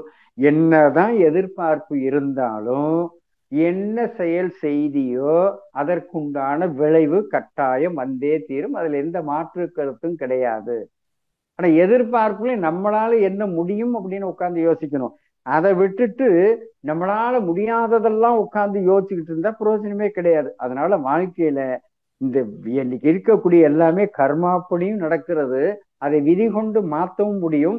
அந்த விதி கொண்டு மாற்றுவதற்கும் அந்த மதி கொண்டு மாற்ற முடியும். மதி கொண்டு மாற்றுவதற்கும் விதி வேணும் அப்படிம்பாங்க. அப்ப கர்மயத்துல வந்து சேர்த்தது எல்லாம் அங்க இருக்கு. அது வந்துகிட்டு தான் இருக்கும். அது வரும் பொழுது சர்வ ஜாக்கிரதையாக நம்ம எப்படி பயன்படுத்த வேண்டும் அப்படின்னு பண்ணணும். அதை விட்டுட்டு அவன் அப்படி வாழ்றான் இப்படி வாழ்றான், அதுதான் சொல்லுவாங்க சாமி, தப்பு கணக்கிட்டு தான் ஒன்று எதிர்பார்த்தால் ஒப்புமோ இயற்கை வேதி, ஒழுங்கு அமைப்பிற்கேற்ப அப்போதைக்கு அப்போது அளிக்கும் சரிவிளைவு, எப்போதும் கவலையுற்று இடம்பெறுவார் அப்படின்வாங்க. தேவையாது தப்பா எல்லாத்தையும் பண்ணிட்டு அதுக்கப்புறம் எல்லாம் எனக்கு சரியா நடக்கணும், ஏன் கடவுள் நமக்கு இந்த மாதிரி வைக்கிறான்னு சொல்லி வருத்தப்படுறதுல பிரயோஜனமே கிடையாதுங்க. சாதாரணமா பார்த்தோன்னா உடம்புக்கு ஒரு நோய் வந்த உடனே என்ன பண்றோம், கூடவே கவலை வந்துடும். நான் என்ன சொல்றேன், அந்த நோய் எப்படி வந்துச்சு, ஏன் வந்துச்சு, அதற்கு நம்மளுடைய காரணம் என்ன? கர்ம, அதை மீறி அப்பாற்பட்டு கர்ம வினை உள்ளத்திலே கலங்கம் உடலில நோய்னு சாமி சொல்லியிருப்பாங்க. அதெல்லாம் ஒரு பக்கம் இருக்கட்டும். இருந்தாலும் நோய் வரும்போதே அதற்கு காரணம் என்னன்னு பார்த்துட்டோம் அப்படின்னா அதுல இருந்து நம்ம எப்படி மாத்திக்க முடியும் அப்படின்னு பார்க்கணும். ரைட்டுங்களா? ரெண்டாவது இன்னொன்னு என்னன்னா, நம்பாம சில விஷயம் வெளியில நம்புவோம். இப்போ உதாரணத்துக்கு இப்ப இந்த லாட்ரி சீட்டெல்லாம் எடுத்துட்டாங்கன்னு வச்சுங்களேன், இருக்கிற காலத்துல பாத்தீங்க அப்படின்னா ஒரு 10 ரூபா கொடுத்து ஒரு சீட்டு வாங்கியிருப்போம். ரைட், ஓகே, மனுஷனுக்கு ஏதோ ஒரு விதத்துல யாரு செஞ்ச புண்ணியமோ வருது, அது வராமலும் போகும், எல்லாத்தையும் ஏத்துக்கணும். ஏத்துக்க முடியலனாக்கா அதை வாங்கவே கூடாது. அப்படி ஒருத்தன் வாங்கும் பொழுது ஒரு 1,00,000 விழுகுதுன்னு வச்சுங்களேன், சந்தோஷம்தான். அது ரைட்டு, 10 ரூபாய்க்கு வாங்கணும், 1,00,000 கிடைச்சிருக்கு அப்படின்னு நினைக்கலாம். ஆனா 10 லட்ச ரூபா விழுந்தா இன்னும் சந்தோஷம் தாங்க. ஆனா அந்த 10 லட்ச ரூபாயில விழுகிறதுல ஒரு நம்பர்ல போயிடுச்சு அப்படின்னா அதோட முடிஞ்சு போச்சு நம்ம வாழ்க்கை. எப்படிங்க? அதோட முடிஞ்சு போச்சு. இப்ப எல்லாத்தையும் ஏத்துக்கணும். நம்ம 1,00,000 வந்துச்சு, ரைட்டு, 10 ஒரு நம்பர் போச்சு, ரைட்டு, கொடுத்தது 10 ரூபாயோட போச்சு. நம்ம என்ன, நம்ம போட்டு வச்ச முதல்ல அது நம்ம வர்றதுக்கு இந்த இடத்துல தான் எதையும் ஏற்றுக்கொள்ளக்கூடிய மனப்பக்குவம் இருந்துச்சுன்னா நீ அந்த செயலை செய், இல்லைன்னா எல்லாரும் மேல வாழ்ந்துட்டு போ. ஆனா ஏற்றுக்கொள்பவனால் மட்டுமே கவலையை கவலைப்பட வைக்க முடியும். அதுல எந்த மாற்று கருத்தும் கிடையாது. இதுல ஒண்ணே என்ன, ஏற்றுக்கொள்ளுதுன்னா சும்மா அப்படியே வாய் வழியே ஏத்துட்டு போக முடியாது. எல்லாமே இயற்கை நீதி அப்படிங்கிறத தெரிஞ்சுக்கணும். இயற்கை எதை செய்யறோமோ அதற்குண்டானதை நமக்கு கட்டாயம் தருங்கிற அந்த நம்பிக்கையில போயிடணும். அப்படி போயிட்டோம்னா வாழ்க்கையில சிக்கல் இல்லைங்க. அதை விட்டுட்டு உட்காந்து யோசிச்சுக்கிட்டு இருந்தோம்னா சிக்கல். இப்ப எல்லாத்துக்கும் அறிவு இருக்கு, அறிவின் குறைபாடு தான் நமக்கு கவலையா வருதுங்கிறான். இப்ப ஒண்ணும் இல்லை, பெரிய இப்ப டிராபிக் மக்களுடைய ஜனத்தொகையில இப்ப சில விஷயங்கள்லாம் மாத்தி மாத்தி அமைச்சிருக்கிறாங்க. இப்ப சிக்னல் இருக்கு அப்படின்னா நம்ம நின்று போகணும். ஆனா நம்ம என்ன பண்ணுவோம் பாருங்க, அந்த போடுறதுக்குள்ள கடந்து போறதுக்கு முயற்சி பண்ணுவோம். ரைட்டுங்களா? இது தேவையாது. அப்படிதான் நெதர்லாந்துல ஒரு டிரைவர் ஒரு வண்டியில போகும் பொழுது அந்த டிரைவர்கிட்ட என்ன சொல்றாருன்னா, ஏப்பா ஒன்வே தானே, அதான் நைட்டு 12 மணி 1 மணி யாரும் வரமாட்டாங்க, இப்படி போகலாமே அப்படின்னு. ஐயா, 12 மணி ஆனாலும் 1 மணி ஆனாலும் எனக்கு எந்த வழியோ அந்த வழி தான் போவேன்னா. அப்பதான் அவன் தலைவணங்க நான் எடுத்து, மனிதன் நீ தான் மனுஷன் அப்படின்னா. ஏன் அப்படின்னாக்க அந்த காலகட்டத்துல நம்ம யோசிக்கிற மாதிரி இன்னொருத்தன் யோசிச்சு வந்து குறுக்க வந்து ஏதாச்சும் ஆயிடுச்சுன்னா யாருக்கு பாதிப்பு? என்னோட மட்டும் இல்ல, வந்த உங்களுக்கும் பாதிப்பு. தேவையாது. அதனால எதையுமே அந்த சமுதாயம், அதான் தான் சமுதாயம் இருக்குன்னு சொன்ன கூட அதுக்கு உட்பட்டு நம்ம வாழ்ந்தாகணும். அதுல எந்த மாற்று கருத்தும் கிடையாது. அதை விட்டுட்டு நான் இப்படிதான் அப்படின்னு போனோம்னாக்க வாழ்க்கையில் சிக்கல். ஆக நம் எண்ணத்திற்கும் பிற எண்ணத்திற்கும் கருத்து வேறுபாடு, போக்குவரத்து, இந்த மாதிரி பல விஷயங்கள்ல நம்ம கவலைக்குள்ள போய் சிக்கிட்டு இருக்கும் பொழுது இப்ப சொன்ன அவ்வளதையும் டேக் இட் ஈஸி, எல்லாமே அனுபவிக்கிறதுக்காக பிறந்திருக்கிறோம். நமக்கு ஒண்ணு தெரிஞ்சுக்குங்க, கவலைன்னு ஒண்ணு வருதுன்னா நம்மளால தாங்க முடியும் அப்படிங்கிற இடத்துலதான் இறைவன் நமக்கு கொடுக்குறான். ஆனா நம்ம என்ன பண்றோம் அப்படின்னா, இவ்வளவு தூரம் பண்ணி எனக்கு மட்டும் ஏன் இவ்வளவு அப்படின்னு சொல்லி அவனையே நொந்துக்கிறோம். அது கூடவே கூடாது. ஆக இவ்வளவு விஷயங்கள்னால வரக்கூடிய அவ்வளவு கவலைகளை நம்ம போக்குறதுக்கு தெரியல அப்படின்னா நிச்சயம் கவலை பட்டுத்தான் ஆக வேண்டும். உங்களோட மட்டும் இல்லை, அது அடுத்த சந்ததிக்கும் பரவுகிறது. அப்ப இதை எப்படி போக்கலாங்கிறதுக்கும் மகான் மகரிஷி ரொம்ப அழகா நமக்கு கொடுத்துருக்குறாங்க. அதாவது 4 விதமா, ஏன்னா டைம் நேரத்தை, ஏன்னா ஏற்கனவே இது பழக்கப்பட்டதுனால அதை நான் சுருக்கிக்கிட்டேன், அவ்வளவுதான், வேற ஒண்ணும் கிடையாது. இப்ப அந்த பயிற்சி எப்படி செய்யலாம் அப்படின்னா ஒரு 4 விதமா நமக்கு கொடுத்துருக்குறாங்க. அனுபவித்தே தீர்க்க வேண்டும், தள்ளிப்பட வேண்டிய கவலை, அலட்சியப்படுத்த வேண்டியது, உடனடியாக தீர்க்க வேண்டியது அப்படின்னு அழகா கொடுத்துருக்குறாங்க. அனுபவித்தே தீர்க்க வேண்டியது அப்படிங்கும் பொழுது பாத்தீங்கன்னாக்க அது ஒரு 3 கேட்டகரி கொடுத்திருப்பாங்க நமக்கு. அந்த தீராத நோய், மரணம், பொருள் இழப்பு அப்படிம்பாங்க. இப்ப தீராத நோய் அப்படின்னாக்க ஏதாச்சும் ஒரு நோய் வந்துருது, அதுல இருந்து விடுபட முடியாதுன்னு டிக்ளேர் பண்ணிட்டோம் அப்படின்னா அதை நம்ம அனுபவிச்சுதான் ஆகணும். நமக்கு ஏன் வந்துச்சுன்னு உட்காந்து பார்க்க கூடாது. இன்னும் சொல்ல போனா இந்த போலியோ அட்டாக் இந்த மாதிரிலாம் இன்னைக்கெல்லாம் எவ்வளவுதான் மாறியாச்சு பாத்துங்க. நம்ம ஒரு கணவனும் மனைவியும் கூடும் பொழுது இந்தந்த காலகட்டத்தில் கூடக்கூடாதுன்னு அந்த காலத்துல சில வழிமுறைகளை வகுத்து வச்சா, அமாவாசை பௌர்ணமி அந்த மாதிரி நாட்கள்ல. ஆனா இப்ப நம்ம என்ன பண்றோம், அந்த நாள்லதான் ஹனிமூனே போறோம். அந்த காலகட்டத்துல கரு தரிசிச்சு அப்படின்னா அதுக்கப்புறம் அங்கீகாரமான குழந்தை தான். அப்புறம் வாழ்க்கை பூரா உட்காந்து வருத்தப்படுறதுல பிரயோஜனமே இல்லையே. அப்ப நம்ம அதை அனுபவிச்சுதான் ஆகணும், வேற வழியே இல்லை. அதே மாதிரி மரணம் அப்படிங்கிறது நம்ம கையில கிடையாது. இறப்பு பிறப்பு ரெண்டுமே அவன் கையில. பிறந்த தேதி கூட வந்ததுக்கு அப்புறம் தெரியுது, ஆனா இறக்க போற தேதி நமக்கு தெரியல. ஆனா அந்த ரெண்டுக்கும் இடைப்பட்டு நம்ம வாழ்ந்துகிட்டு இருக்கிறோம். எப்படி வாழ்ந்தா அந்த மரணத்தையும் நம்ம வெல்லலாம், அவனோடு போய் சேர முடியலாங்கிறதுக்காக தான் பயிற்சியே. இப்ப மரணம் கண்டு நாம் தோண்டு போறதுல பிரயோஜனமே கிடையாது, மரணம் வரத்தான் செய்யும். அப்ப அதை ஏத்துக்கிடணும். இல்ல நம்ம இறந்துட்டாங்க அப்படிங்கிறப்ப நேரடியாக உள்ளவர்களுக்கு அந்த பாதிப்பு ஜாஸ்தியா இருக்கும். மற்றபடி 10ஓட 11 போய் விசாரிச்சுட்டு நம்மளும் அடுத்தடுத்த வேலைகளை பார்ப்போம். குடும்பத்துல உள்ளவங்களும் காலம் போக போக மாற்றிதான் ஆகணும், வர வழி இல்லை. அதுக்காக நம்ம எல்லாரும் உட்கார்ந்து கவலைப்பட்டோம் அப்படின்னா மீண்டும் பிறந்து வருகிறார் அப்படின்னாக்கா கட்டாயம் போய் கவலைப்படலாம். இதெல்லாம் காலத்தால் தவிர்க்க முடியாத பொருள் இழப்பு. வாழ்க்கையில என்னத்தை கொண்டு வந்தோம், என்ன எடுத்துட்டு போறோம், ஒண்ணுமே இல்லை. வந்த மாதிரியே திரும்பி போறோம். அது இடைப்பட்ட காலத்துல நம்மளுடைய அறிவாட்சி திறத்தினால சில தொழில் சார்ந்து, சில கல்வி சார்ந்து சிலவற்றை சேர்க்கிறோம். அதுலயும் ஒரு அளவு வேணும் அப்படிங்கிறாங்க. இதெல்லாம் கடந்து நம்ம போகும் பொழுதுதான் வாழ்க்கையில சிக்கல். ஆக அனுபவித்தே தீர்க்க வேண்டியதுங்கிறது இந்த 3 நிலையில நம்ம அப்போது எப்படி நம்மளை மாத்திக்கணும் அப்படின்னு போனாதான் கவலையை கவலைப்பட வைக்கோடையும். ஐயோ எங்க அப்பா போயிட்டாரு, என் வீட்டுக்காரர் போயிட்டாரு, வீட்டுக்காரம்மா போயிடுச்சு, யாரு எப்ப போகணும் யாருக்குங்க சொல்ல முடியும்? அது போகாத லெவலுக்கு வாழக்கூடிய நிலைப்பாடு வாழ்றோம். அதை மீறி கர்ம வினைப்படி சில விஷயங்கள் நடக்கத்தான் செய்யுது, அதெல்லாம் ஏற்றுக்கொள்ள வேண்டும், வேற வழியே இல்லை. அப்படி இல்லாம உட்கார்ந்து எனக்கு அந்த கவலைன்னாக்கா அடுத்த நிலைக்கு போக முடியாது. தள்ளி போட வேண்டியது அப்படிங்கிறது வீட்டுல இருக்கக்கூடிய ஒரு குழந்தை படிக்குது அப்படின்னா அது வேலைக்கு போகணுங்கிற நோக்கத்தோட தான் பண்றோம். எல்லாரும் வேலைக்கு போயிடுறாங்களா, இல்ல எல்லாரும் உடனே போயிடுறாங்களா? காலம் தாழ்ந்து போக வேண்டியிருக்கு. அதனால இதெல்லாம் சமுதாயம் பார்த்து சிக்கலை தீர்க்க வேண்டிய நிலை. அதே மாதிரி திருமணமும் அப்படிதான். வீட்டுல குழந்தை இருக்கு அப்படின்னாக்கா அந்த திருமணம் வந்துருச்சு அப்படின்னா பார்க்கணும், அவ்வளவுதான். பார்த்துக்கிட்டு இருக்க வேண்டியது மட்டும்தான் அம்பது. முடிவு இறைவனுடையது. ஒரு கருமையும் இன்னொரு கருமையத்தை எனக்கு இது இதுக்குத்தான் அப்படிங்கிறது தீர்மானிக்கப்பட்ட ஒண்ணு. அத மனைவி கணவன் அமைவதெல்லாம் கடவுளும் இறைவன் கொடுத்த வரங்க. அதெல்லாம் இது இன்னமும் அதுக்காக இன்னொரு பிறவி பிறக்க போறது கிடையாது. ஏற்கனவே பிறந்தாச்சு, எங்க இருக்குன்னு தேடணும், முயற்சியை மட்டும் கைவிட்டுறக் கூடாது அப்படிம்பாங்க. அப்ப தள்ளி போட வேண்டியதை தள்ளி போட்டு அதுக்கு நம்ம அனுபவிக்கணும். இது ஏன் அப்படின்னு உட்காந்து இது என்னைக்கு வீட்டை விட்டு போகுது அன்னைக்குதான் விமோச்சனம், அந்த வார்த்தையெல்லாம் பேசக்கூடாது. வாழ்க்கையில் அந்த மாதிரி போயிட்டா அது அந்த கவலை காலத்துக்கு சிக்கலாகிப்படும். அலட்சியப்படுத்த வேண்டியது கருத்து வேறுபாடு. வாழை பொறுக்க முடியல அப்படின்னாலே ரொம்ப ஈஸியா நமக்கு மக்களை ரொம்ப உதாசீனப்படுத்தி பேசிட்டு போயிடுறாங்க. அதெல்லாம் தூக்கி சரி ரைட்டு, அது அவங்களுக்கு உண்டான குணம், அதுல நம்ம போய் பதில் கொடுத்துட்டோம் அப்படின்னா நம்மளை சேர்ந்தது ஆகி போயிடுது. அவங்களுக்கு தெரிஞ்சது அவ்வளவுதான் சொல்லி அலட்சியப்படுத்திட்டு போயிடணும். பொறாமையான பேச்சு ஏற்கனவே சொல்லிட்டேன், அதை பத்தி கவலையே படக்கூடாது, நல்லா வாழ்ந்துகிட்டு இருக்கோம் அப்படின்னு அதான் சொல்லுவான். ஒரு எதிரி இருந்தா வாழ்றோம்னு அர்த்தம். கூட்டமே எதிரியா இருந்தாக்க வளர்ந்துட்டோம்னு அர்த்தம். நல்லா பாத்துங்க, ஒரு எதிரியா இருந்தா வாழ்ந்துகிட்டு இருக்கோம்னு அர்த்தம்.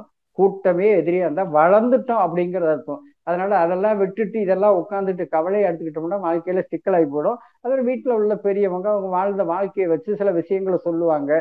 அவங்க சொல்றதை வச்சு நம்ம எல்லாத்தையும் எடுத்துக்கணும்னு அவசியம் கிடையாது. அதுல ஒன்றும் நமக்கு தேவைப்படக்கூடியதும் இருக்கும். அதனால அவங்க சொல்றது எல்லாத்தையும் எடுத்துக்க வேண்டாம். மனதளவுல நீங்க அலட்சியப்படுத்திட்டு போங்க. ஆனால் வெளி அளவுக்கு அவங்களுக்கு தெரியக்கூடாது. அதே நேரத்தில் அலட்சியப்படுத்தி ஒதுக்கி முதியோர் உள்ளத்தில் சேர்த்து விடாமல் அவர்களுக்கு செய்ய வேண்டியதில் கிஞ்சித்தும் விலகாம இருக்கணும். இல்லைன்னாக்க இன்னைக்கு அவங்கள கொண்டு சேர்த்து விட்டா அடுத்த நம்ம பையன் அடுத்த இன்னொரு இடத்துல கொண்டு சேர்த்து விட்டுருவான். அதனால அலட்சியப்படுத்த வேண்டிய இடத்துலயும் அந்த கவலையை சீராக அதை அடுத்த தூக்கியவா போட்டுட்டு அடுத்த நிலைக்கு போயிடணும். அதான் உடனடியாக தீர்க்க வேண்டியது உடல் ரீதியாக மன ரீதியாக எவ்வளவுதான் விஷயங்கள் இருக்கு.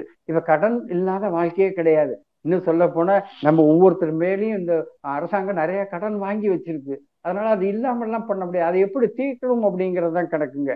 அப்ப கடனை அடைக்கணும் அப்படிங்கிறப்ப சில பேர் நம்ம என்ன பண்ணுவோம் அப்படின்னா, சொத்தெல்லாம் இருக்கும், அது எங்க அம்மா அப்பா கொடுத்தது, பூர்வீகம். என்ன பூர்வீகம்? ஆளே கடன்ல மூழ்கும் போது அப்புறம் என்ன பூர்வீகம் வேண்டி கிடக்கு?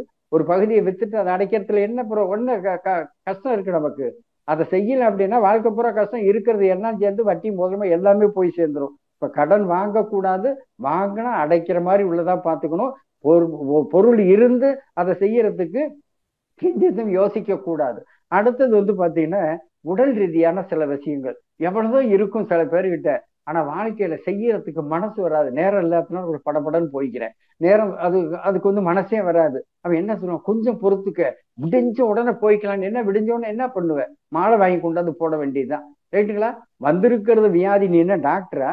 இல்ல அதை பத்தி உனக்கு தெரியுமா? இந்த மாதிரி காலகட்டத்துல எப்படியோ, இன்னும் சொல்ல போனா இயற்கை பல பேருடைய எண்ண அலைகள்னால எமர்ஜென்சி அப்படிங்கிறப்போ ஒரு குறிப்பிட்ட சிகிச்சை அளிக்கிறதுக்கு எல்லாம் காசு கிடையாதுங்க. கொண்டு போய் சேர்த்துட்டு அதுக்கப்புறம் என்னால முடியலன்னு கூட தூக்கிட்டு வரலாம். ஆனா இதெல்லாம் உட்காந்து யோசிச்சுட்டு தன்னுடைய கஞ்சத்தனத்தையும் கருமித்தனத்தையும் அங்க கொண்டு காட்டிட்டு இருக்க கூடாது. நமக்கு அதாவது முதலே போய்விடும். அடுத்தது இன்னொன்னு, இருக்கக்கூடிய சொத்து சுகங்களோட இருக்கும் அப்படின்னாக்க இருக்கிற வரலையும் அதை சரியா பராமரிக்கிற மாதிரி நம்மளுடைய வித்துக்கள் இருந்துச்சுன்னா பிரயோஜனம் இல்லை, பிரச்சனை இல்லை. ஆனா அதை கொடுத்துட்டாக்க சீக்கிரம் சீரழிச்சு வீணா போயிடும் அப்படின்னு நினைச்சோம்னா நம்ம என்ன சொல்லுவோம், எங்க காலத்துக்கு அப்புறம் எடுத்துக்குங்க அப்படிம்போம்.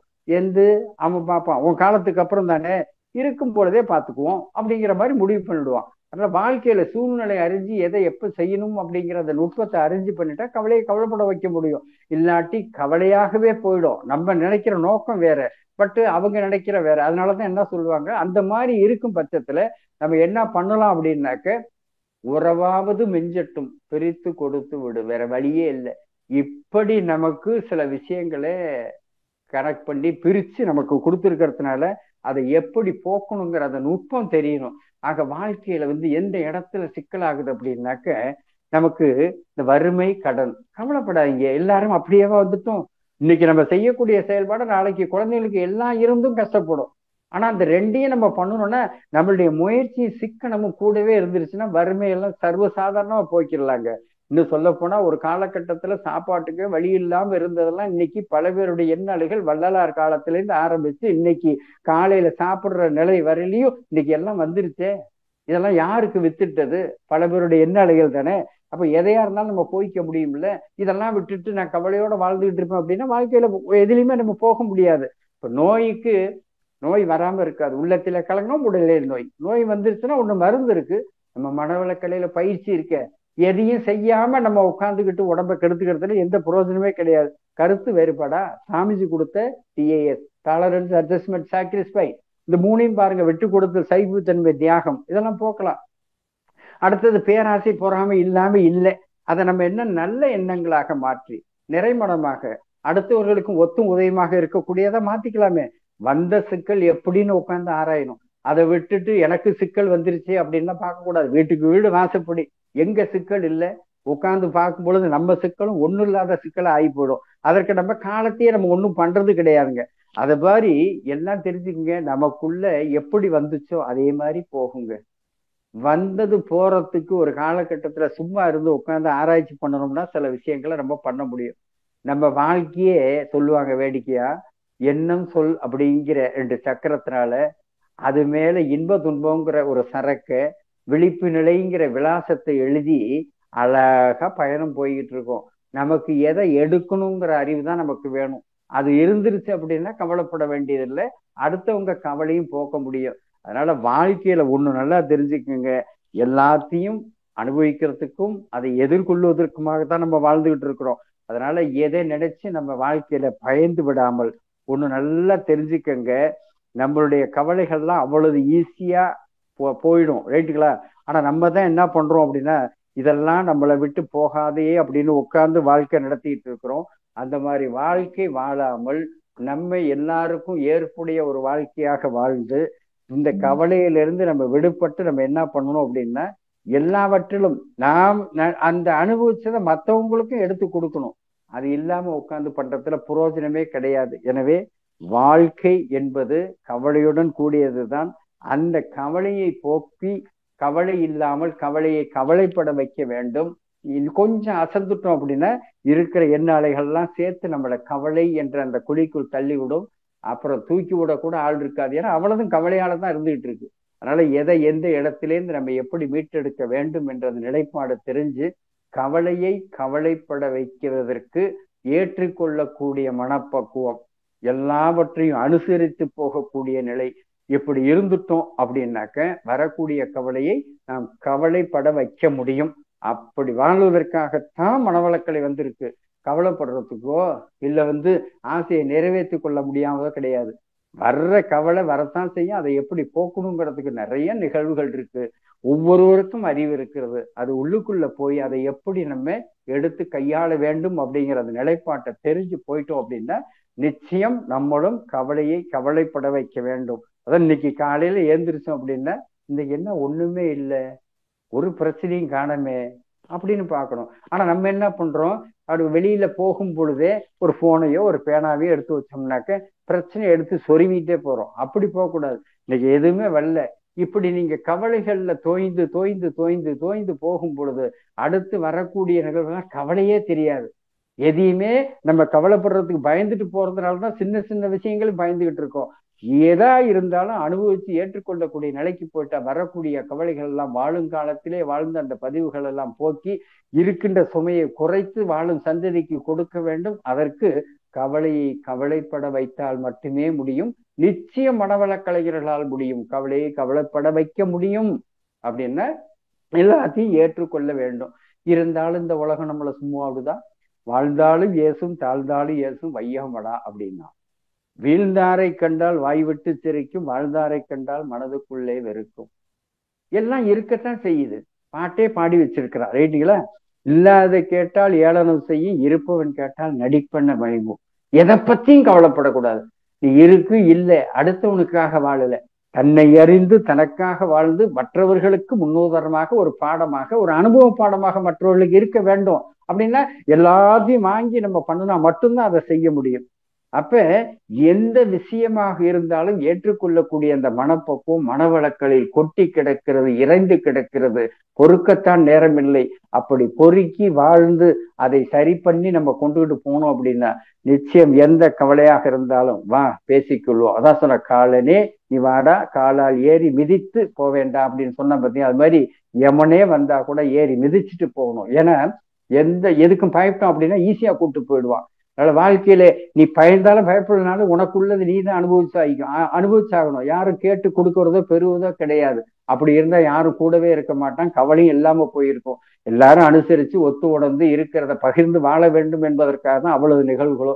எனவே எதுவாக இருந்தாலும் சற்று யோசிப்போம், சிந்திப்போம். ஏன்னா 6வது அறிவை நமக்கு கொடுத்துருக்கிறான். இது எனக்குள்ள வந்துருச்சு, இன்னும் அதுவா போறேங்கிறத அனுபவிச்சு அனுப்பி வைக்கணும். இல்ல வேற வழி இல்லை, அனுபவிச்சு போக்கணும். அதை ஏற்றுக்கொண்டோமானால் ஒரு கவலை வரும் பொழுது பல கவலைகள் அதோடு சேர்ந்து வெளியே போகிறது. ஓடுகின்ற நீரோடை மாதிரி அது எங்கேயும் தேக்கி நிற்க போறது கிடையாது. நேற்று இருந்த கவலை இன்று இல்லை. அதாவது 10 வருஷத்துக்கு முன்னாடி இருந்த கவலை இல்லை, இன்னைக்கு இருக்கிற கவலை நாளைக்கு இருக்க போறது இல்லை. வர்றதெல்லாம் போக போகுது. எது வந்தாலும் அதை அனுப்பி வைத்து அதை போக்குவதற்குண்டான அந்த நுட்பத்தை நாம் தெரிந்து கொண்டால் நிச்சயம் நாமும் வாழ்ந்து மற்றவர்களை வாழ வைக்க முடியும். அந்த வகையிலே மகான் மகரிஷி அவர்கள் ஏதோ பேசாக்க சொற்பொழிவாக கொடுக்காமல் அத்தனையும் பயிற்சியாக கொடுத்திருக்கிறார்கள். ஒவ்வொரு நாளும் இரவு படுக்க போகும்போது தற்சோதனை பண்ணுங்கள். அதை நேரடியாக தற்சோதனை நிறைய விஷயங்கள் இருக்கு. சும்மா வாய் வார்த்தையா சொல்லக்கூடாது. எந்த இடத்துல எந்த கவலை வந்துச்சோ அவங்கள முன்னாடி உட்கார வச்சு சமரசம் அங்க பேசணும். தனியா போய் உட்காந்து என்னை ஏன் சங்கடப்படுத்தினேன், என் குடும்பத்தை ஏன் இப்படி பண்ணேன்னா போய் உட்காந்து பேசக்கூடாது. அது தூங்கும் பொழுது அந்த கேரக்டரை கொண்டு வந்துச்சு நீங்க பேசுனீங்கன்னா அந்த பேசக்கூடிய அந்த சொல்லானது அந்த செயலானது இந்த வான்காந்தத்திலே கழிந்து போய் அவளுடைய கருமையத்தை டிஸ்டர்ப் பண்ணி அடுத்த காலகட்டத்திலே நமக்கு எந்த நிலையும் செய்யணும் பகைவனை நட்பாக ஆகக்கூடிய அத்தனை நிகழ்வுகள் மனவளக்கலையில் இருக்கிறது. அதை எடுத்து பயிற்சி செய்வோம், பிறவி எடுத்த பயன் அடைவோம் என்று கூறி அத்தனை நல்ல உள்ளங்களுக்கும் செவிமடுத்த அத்தனை நல்ல உள்ளங்களுக்கு நன்றியை கூறி வாய்ப்பு கொடுத்த உலக சமுதாய சேவா சங்க தலைவரிலிருந்து அதை வர்ணனையாக எடுத்து செல்லக்கூடிய சகோதரி முதற்கொண்டு இந்த நுட்பத்தை தொழில்நுட்பத்தை வைத்து உலகெங்கும் பரப்பி கொண்டிருக்கின்ற அத்தனை இயக்குநரத்தில் அத்தனை நல்ல உள்ளங்களுக்கும் நன்றி கூறி பாராட்டுகிறேன். நீங்களும் உங்களுடைய அன்பு குடும்பமும் வாழ்க வளமுடன், வாழ்க வளமுடன், வாழ்க வளமுடன். கேள்வி கேட்க விரும்பும் அன்பர்கள் தங்களுடைய கைபேசியை தாங்களே அன்மியூட் செய்து கொண்டு கேள்விகளை மட்டும் சுருக்கமாக கேட்கும் போது அனைவருக்கும் அது பயனுள்ளதாக அமையும் என்பதை அன்போடு தெரிவித்துக் கொள்கிறோம். வாழ்க வளமுடன் ஐயா. கேள்வி பதில் நிகழ்வுக்கு செல்லலாம் ஐயா. வாழ்க வளமுடன். வாழ்க வளமுடன். முதலாவதாக வள்ளி நாயகி முத்துக்குமார் அம்மா, வாழ்க வளமுடன். வள்ளி நாயகி அம்மா மைக்க அன்மியூட் பண்ணிட்டு ஐயா கிட்ட கேள்வி கேட்கலாங்கம்மா. அடுத்ததாக உமையாள் அம்மா, வாழ்க வளமுடன் அம்மா. அன்மியூட் பண்ண தெரியல, பேசுங்கம்மா, ஐயா கிட்ட பேசுங்க. ஐயா வாழ்க வளமுடன் ஐயா. வாழ்க வளமுடன், சொல்லுங்கம்மா. ஐயா நீங்க சொன்னீங்கல்லங்க ஐயா, இப்ப நம்ம நினைக்கிறது நடந்துச்சுன்னா அது சரி, அப்படி நினைக்கிறது நடக்கலைன்னா அவங்களுக்கும் சரி மத்தவங்களுக்கும் சரி அது நல்லது சொன்னீங்க ஐயா. அதுவும் கேக்குறீங்க. இன்னொரு கேள்வி கேக்குறீங்க. அதாவதுமா முதல் நீங்க நினைக்கிறது நடந்துருச்சு அப்படின்னா சந்தோஷம் தானே? ஆமாங்க ஐயா. ஆமா, சந்தோஷம் அப்படிங்கிறப்பெல்லாம் பெருசா கடவுள்கிட்ட பயப்பட வேண்டியது இல்லை. ஏன் அப்படின்னா கடவுள் வேற நம்ம வேறன்னு நினைச்சாதான் நினைச்சது நடந்துச்சுன்னா சொல்லலையோ இல்ல சொல்லாம விட்டுட்டோமோ அப்படிங்கிற பயம் வேண்டாம். ஆனா நன்றி சொல்லணும் ஒண்ணு. ஆனா அதே நேரத்துல நம்ம நினைச்சது நடக்கலன்னு வச்சுக்கோங்க, அப்பதான் நம்ம என்ன பண்ணணும்னாக்க ரொம்ப பயபக்தியா இந்த நேரத்துல இந்த நாள்ல இந்த செயலுக்கு உண்டான நினைவை நடத்தாம இருந்ததற்கு கோடான கோடி நன்றி. ஏன் தெரியுமா? கடவுளோட அனுக்கிரகமா இருக்கிறதுனால இறையோட இணைஞ்சு இருக்கிறதுனாலதான் இந்த கட்டத்துல கொடுத்தா நம்ம மட்டும் கஷ்டப்பட மாட்டோம், நம்மளை சார்ந்தவங்களும் கஷ்டப்படுவாங்க. அதனால இந்த நேரத்துல இது வேண்டாங்கிறதுக்காகத்தான் கொடுக்கலேங்கிற புரிதல் வந்துட்டா நமக்கு கவலையும் கிடையாது, நடக்கலேங்கிற அந்த வருத்தமும் இருக்காதுங்க. அதனால நடக்காததுக்குத்தான் கோடான கோடி நன்றி, நடந்ததுக்கு ஜஸ்ட் லைக் இட் நன்றி அப்படின்னு சொல்லிட்டு போயிட்டே இருக்கலாம். இந்த இடத்துல அவசியமற்ற பயம் கூடாது. பயம் இருந்துருச்சுனாலே இந்த கவலைக்கு போயிடுவோம். ரைட்டுங்களா? புரியுதுங்களா? சொல்றது புரியுதுங்களா உங்களுக்கு? புரியுதுங்கய்யா. சரி, அடுத்த கேள்வி கேள்வி. ஐயா நீங்க சொன்னீங்களங்க ஐயா, இப்போ ஒருத்தங்களுக்கு அவங்க ப்ராஜெக்டும் அந்த 10 days வருது. அதாவதுமா நம்ம நினைக்கும் பொழுது என்னன்னாக்க நம்ம எப்பயுமே அந்த இறையாற்றல்கிட்ட அந்த பிரபஞ்சத்துக்கிட்ட எப்படி கேட்கணும்னு தெரியல. ஆனா அந்த பிரபஞ்சம் என்ன கேட்டாலும் கொடுத்துருது. ஆனா எப்படி கேட்டோங்கிற இடத்துல தான் நம்ம கவலையை சேர்த்துக்கிறோம். இப்ப அவர் என்ன நினைச்சாரு, வேலை இல்லாம சும்மா இருந்து சம்பளம் வாங்குறத இன்னொரு ப்ராஜெக்ட் கொடுத்து நம்ம அந்த வேலையை செஞ்சு அந்த சம்பளம் வாங்கணுங்கிறதுக்கு போட்டு கொடுத்தாரு. ரைட்டுங்களா? அந்த கொடுத்ததோட மட்டும் இல்லாம அதை செய்வதற்குண்டான சாதகமான சூழ்நிலையும் அமைத்து கொடுன்னு அதோட கேள்வியோட சேர்க்கணும். அந்த கேள்வியை சேர்க்காததுனாலதான் இறை என்ன பண்ணுச்சு, அவர் போட்ட ப்ராஜெக்டும் அந்த கட்டத்துல ஓகே ஆனுச்சு. இயல்பா இங்க வீட்டுல இருந்து தன்னுடைய தங்கைக்கு திருமணமான அந்த நிலைகள் ரெண்டும் சேர்ந்து வந்துருங்க. இப்ப நம்ம எதை செய்யறதுன்னு ஒண்ணு வேலையா இல்ல குடும்பத்துல இங்க இப்போ கல்யாணத்துக்கு போகலனாலும் சிக்கல், இந்த மாதிரி நிறைய கஷ்டங்களை நம்ம அனுபவிப்போம். அதனால நம்ம கேட்கும் பொழுதே அந்த செயல்பாடும் அதற்கு ஒத்த சூழ்நிலையும் சேர்ந்து அமைத்து கொடுன்னு கேட்டுட்டா ஒண்ணு இந்த வேலையை முடிச்சுட்டு அந்த கல்யாணம் ஆயிருக்கும், இல்ல இந்த கல்யாணத்தை முடிச்சுட்டு இந்த வேலையை செய்யலாம். இதுதான் கோளாறு. இது தெரியாம தான் கேட்டுட்டு எல்லாம் கடவுள் ஒரே சமயத்துல கொடுத்து இப்படி குழப்பிரியே, அதுக்கு நீ கொடுக்காம இருக்கலாமேன்னு சொல்லி உட்காந்து வருத்தப்பட்டு கவலைப்பட்டு பிரயோஜனம் இல்லை. ஆக கேட்கக்கூடிய இடத்துல எப்படி கேட்கணுங்கிறதுக்காக தான் அந்த உதாரணத்தை நான் சொன்னேன். அப்புறம் அப்புறம் ஒரு எக்ஸ்பீரியன்ஸ் ஷேர் பண்ணலான்னு இருக்கேங்கய்யா. நீங்க சொன்னதுல இருந்து நீங்க சொன்னீங்களங்கய்யா, ஒரு திருமணத்துக்கு காசு கேட்டாங்க அப்படின்னா நீங்க உதவி இருந்தீங்கன்னா அது உங்களுக்கு கண்டிப்பா வரும் அப்படின்னீங்கய்யா. அது மாதிரிதான் ஒரு விபத்து நடந்ததுங்கய்யா. அதுல என்னன்னா என் பொண்ணும் போயிருந்தாங்க ஐயா. அப்போ ஒருத்தங்களுக்கு அடிங்கய்யா. அப்புறம் என் பொண்ணுக்கு எதுவுமே நடக்கல, அவங்க நல்லா சேஃபா வந்துட்டாங்க ஐயா. அதுதான் நம்ம ஹெல்ப் பண்ணிருந்தோம்னா நமக்கு கண்டிப்பா அது ஹெல்ப், நமக்கு நல்லது அது நடந்துச்சு. நான் கட்டாயம் நடக்கும். அப்ப இதுல இன்னொன்னு என்ன அப்படின்னா, அந்த இடத்துல நம்ம முன்னே சில விஷயங்கள் செஞ்சதுனால நம்ம பொருள் காப்பாற்றப்பட்டதுங்கிறத விட, அதோட சேர்ந்து சில விஷயங்கள் நடந்தது பாத்தீங்களா, அதுவும் அந்த நிலையிலிருந்து அவங்க மீண்டு வரணும்னு இதோட சேர்த்து பண்ணணும்னா அடுத்த நிறைய நிகழ்வுக்கு நமக்கு பயன்பாடு அமையும். நம்மளது மட்டும் சரியாயிடுச்சு, அவங்களுக்கு இந்த மாதிரி ஆயிடுச்சு அப்படின்னு அதை வித்தியாசப்படுத்தாம, அவங்களும், ஏன்னா அந்த கர்மா எல்லாத்துக்கும் வித்தியாசப்படும், ஒரே நிலை கிடையாது. நீங்க முன் செய்த அந்த நிலைப்பாடு உங்க கர்மா உங்களுடைய குழந்தையை காப்பாத்துனுச்சு, அவங்களுடைய அந்த நிகழ்வு அந்த கர்மா இந்த காலகட்டத்துல இப்படி அனுபவிக்கணும்னு இருக்கு. அதை அவங்க ஏத்துக்கணும். ஒண்ணு, அந்த ஏற்றுக்கொண்டாலும் அந்த நிகழ்வுல இருந்து விடுபட வேண்டும் அப்படிங்கிற அந்த ஒரு ஒரு இன்னும் ஒரு கோரிக்கையும் கொண்டு போய் அதுல வைக்கணும். அப்ப வைக்கும் பொழுது அடுத்தது இன்னும் அடுத்தடுத்த நிகழ்வுக்கு நமக்கு பாதகம் இல்லாம நடக்கும். ஓகேங்களா? இப்படித்தான் சில விஷயங்களை பார்க்கணும். நான் கூட சாதாரணமா சொல்லுவேன். இப்ப நீங்க ஒரு ஆம்புலன்ஸ் போகுதுன்னு வச்சுக்கங்களேன், அந்த அந்த ஆம்புலன்ஸ்ல என்ன சவுண்டு போட்டு போனுச்சுன்னா உயிருக்காக போராடிக்கிட்டு தான் ஒரு ஆன்மா போகும். ரைட்டுங்களா? அது போன நோக்கத்திலிருந்து விடுபட்டு சரியாகி இல்லம் திரும்ப வேண்டும், வாழ்க வளமுடன் வாழ்த்திட்டீங்கன்னு வச்சுக்கோங்க, அது அது பொழைக்கிறதுக்கு ஒரு வாய்ப்பாவும் நமக்கு அமையும். நாளைக்கு இப்ப நீங்க சொன்ன மாதிரி இந்த நிகழ்வுகளை நம்மளை காப்பாத்துறதுக்கும் ஒரு நிகழ்வு அமையும். எல்லாமே வாழும் காலத்துல இருந்து கொண்டுட்டு வந்த வினைப்பதை அனுபவிக்கணுங்கிறதுக்காக இறைவன் பல வாய்ப்பு கொடுக்குறான். நம்ம தான் இந்த கட்டத்துல இப்படி என்ன சோதனை பண்ணிட்டியே, இப்படி என்ன இந்த மாதிரி ஒண்ணும் இல்லாம ஆக்கிட்டியே, இப்படி அவங்க போயிட்டாங்களே, நம்ம தான் உட்காந்து வருத்தப்படுறோம். ரைட்டுங்களா? ஆக வாழக்கூடிய நிகழ்காலத்துல எல்லாருக்கும் ஏற்புடையதா நம்ம போயிட்டோம் அப்படின்னா நமக்கு நடக்க வேண்டியது எல்லாமே சரியாக நடக்கும். கவலையே எல்லாமே சொல்றீங்க பாத்தீங்களா அந்த உதாரணத்தை, அந்த குழந்தை அதுல இருந்து காப்பாற்றப்பட்டது. அப்ப நம்ம ஏற்கனவே சில இதை செஞ்சு அந்த புண்ணியங்களை சேர்த்து வச்சிருக்கிறோம். ரைட்டுங்களா? அப்ப வாழ்க்கையில நம்மளுடைய கஷ்டத்தை நம்ம அனுபவிக்கணும், மற்ற ஒரு கஷ்டத்தை போக்கணுங்கிற கணக்குக்கு போயிட்டோம் அப்படின்னா கவலையை கவலைப்பட வைக்க முடியும். நம்மளும் சேஃபா வாழ்ந்து வினைகளை குறைக்க முடியுமா? வாழ்க வளமுடன். வாழ்க வளமுடன். மிகச்சிறப்புங்க. நன்றிங்க ஐயா. நன்றி அம்மா. வாழ்க வளமுடன். வள்ளி நாயக்கம்மா, உங்களுக்கு மீண்டும் அன்மியூட் கொடுக்குறோம். ஒரு வாட்டி மைக்க டச் பண்ணி பாருங்க, உங்களுக்கு ஏதோ ப்ராப்ளம் போல. ஓகே, அடுத்ததாக சாந்தி சுந்தரம் அம்மா பெரிய குளத்திலிருந்து. வள்ளி நாயக்கம்மா பேசுங்க. வாழ்க வளமுடன். சொல்லுங்க. வாழ்க வளமுடன். சொல்லுங்கம்மா. ஐயா, உங்களுடைய கருத்துக்கள் ரொம்ப அருமையா இருந்தது. இந்த இன்னைக்கு நான் தெரிஞ்சுக்கிட்டது என்னதுன்னா, கவலை அப்படிங்கறத மாத்தவே முடியாது, என்ன பிராக்டிஸ் பண்ணாலும் மறுபடியும் அதே தான் வருது அப்படின்னு நினைச்சேன். ஆனா நீங்க அதுக்கு காரணம் சொன்னீங்க இல்லையா, ஒரு இக்கட்டான நேரத்துல பிரபஞ்சத்துக்கிட்ட நம்ம வழிகாட்டுதல வாங்கிக்கிட்டோம்னா கண்டிப்பா அது அருமையா முடிஞ்சிருங்கிற அந்த ஒரு விளக்கம்.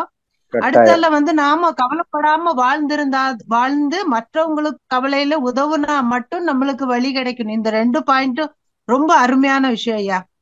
இத நம்ம அகத்தாய்வு பண்றதுக்கான ஒரு விஷயம். கட்டாயம் அகத்தாய்வு பண்ணும்போது கண்டிப்பா இனி இந்த கவலை ஒழிக்கிறத பத்தி கவலையே வராது. ஆமா ஆமா ஆமா, கவலையே வராதுங்கிறத விட எது வந்தாலும், அதான் சொல்ற, காலனே நீ வந்தால் என் காலால் மிதித்து அடுத்த நிலைக்கு போவேன். என்ன யமனே வந்தாலும் பயப்படக்கூடாது. நம்மளுக்கு மத்தவங்களுக்கு உதவி இருக்காட்டா இருக்கும், அது தெரியுது. அது நம்ம பண்ணிருக்கலாம், முன்னோர்கள் பண்ணிருக்கலாம். ஆமா, முன்னோர்களும் பண்ணிருக்கலாம் கூடுமானவர்களையும். அதனாலதான் எல்லாத்தையும் ஒரு ஹைலைட்டா நமக்கு மகரிஷி 2 லோக பண்பாடுலயே வேலையை முடிச்சிட்டாங்க. அத 2ஐயும் கடைபிடிச்சாலே கவலையை கவலைப்பட வச்சிடலாம்.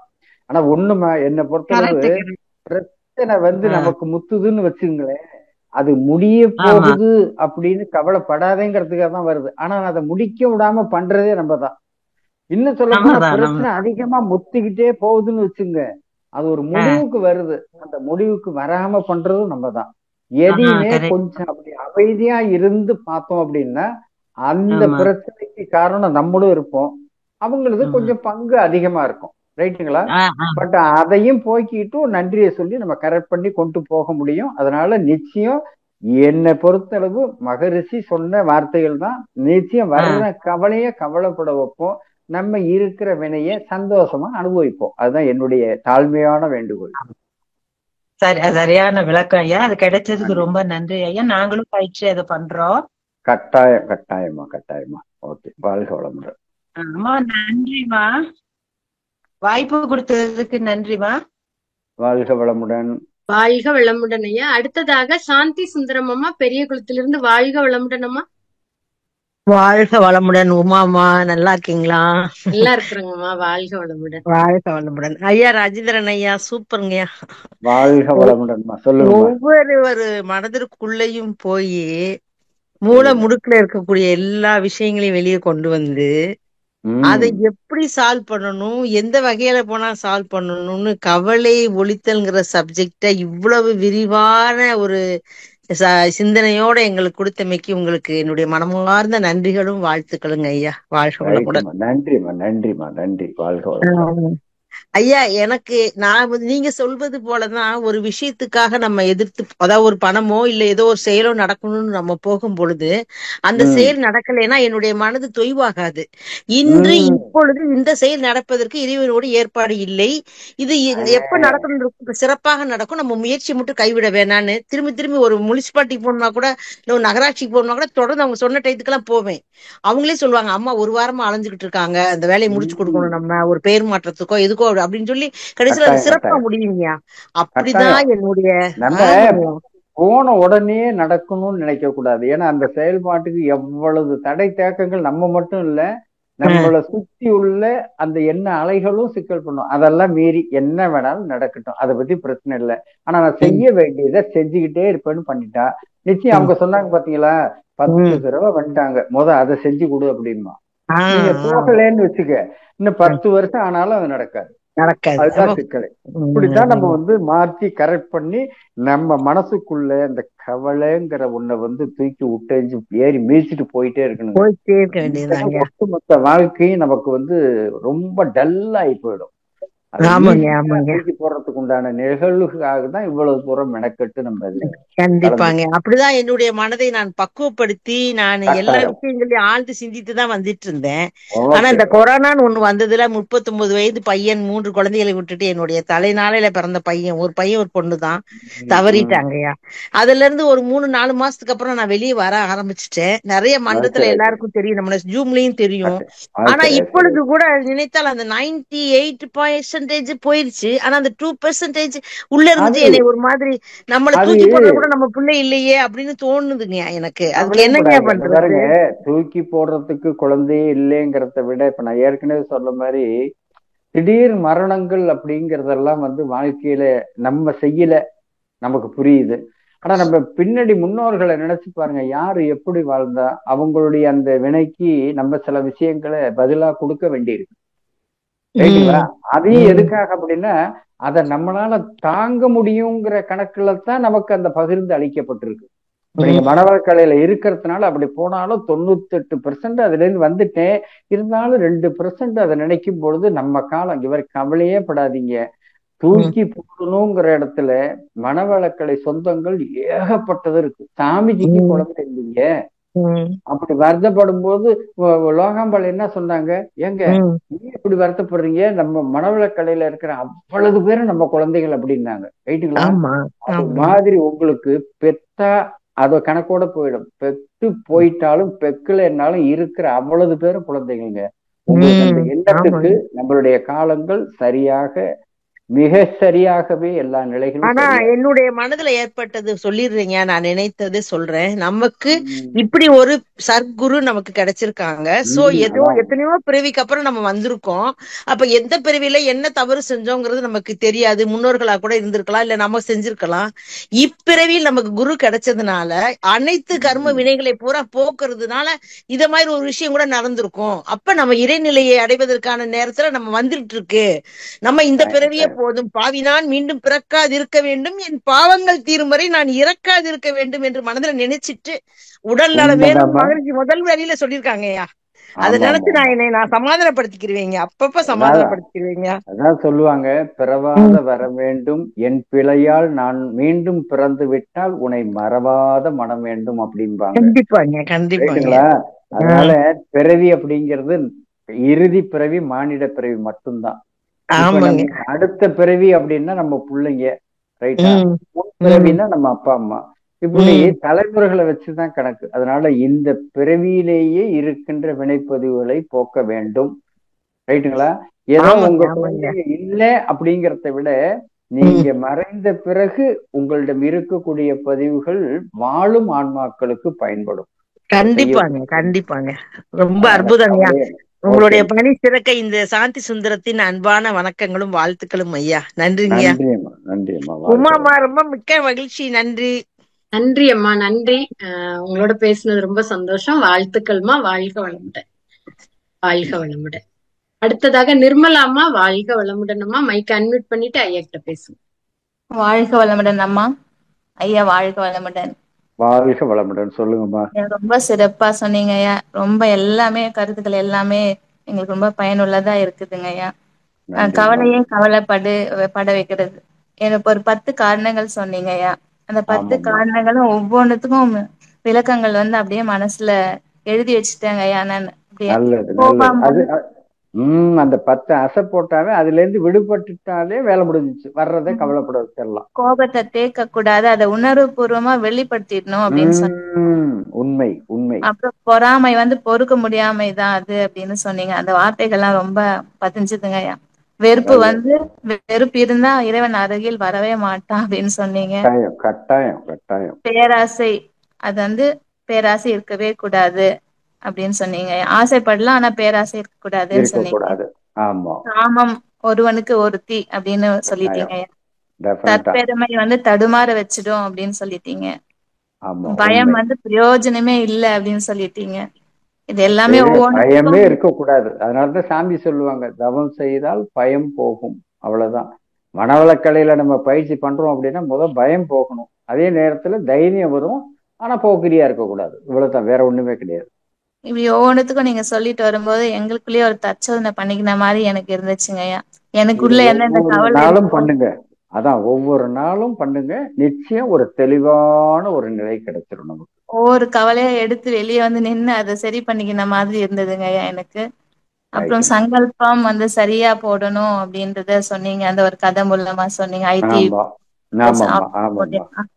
இது எல்லாமே நல்லா இருந்துங்க ஐயா. அப்புறம் கவலை தண்ணி மாதிரி போய்கிட்டே இருக்கும் அப்படின்னு சொன்னீங்க. அது ரொம்ப ஏன்னா இன்னைக்கு இருக்கிறது நாளைக்கு இருக்க போறது இல்லை.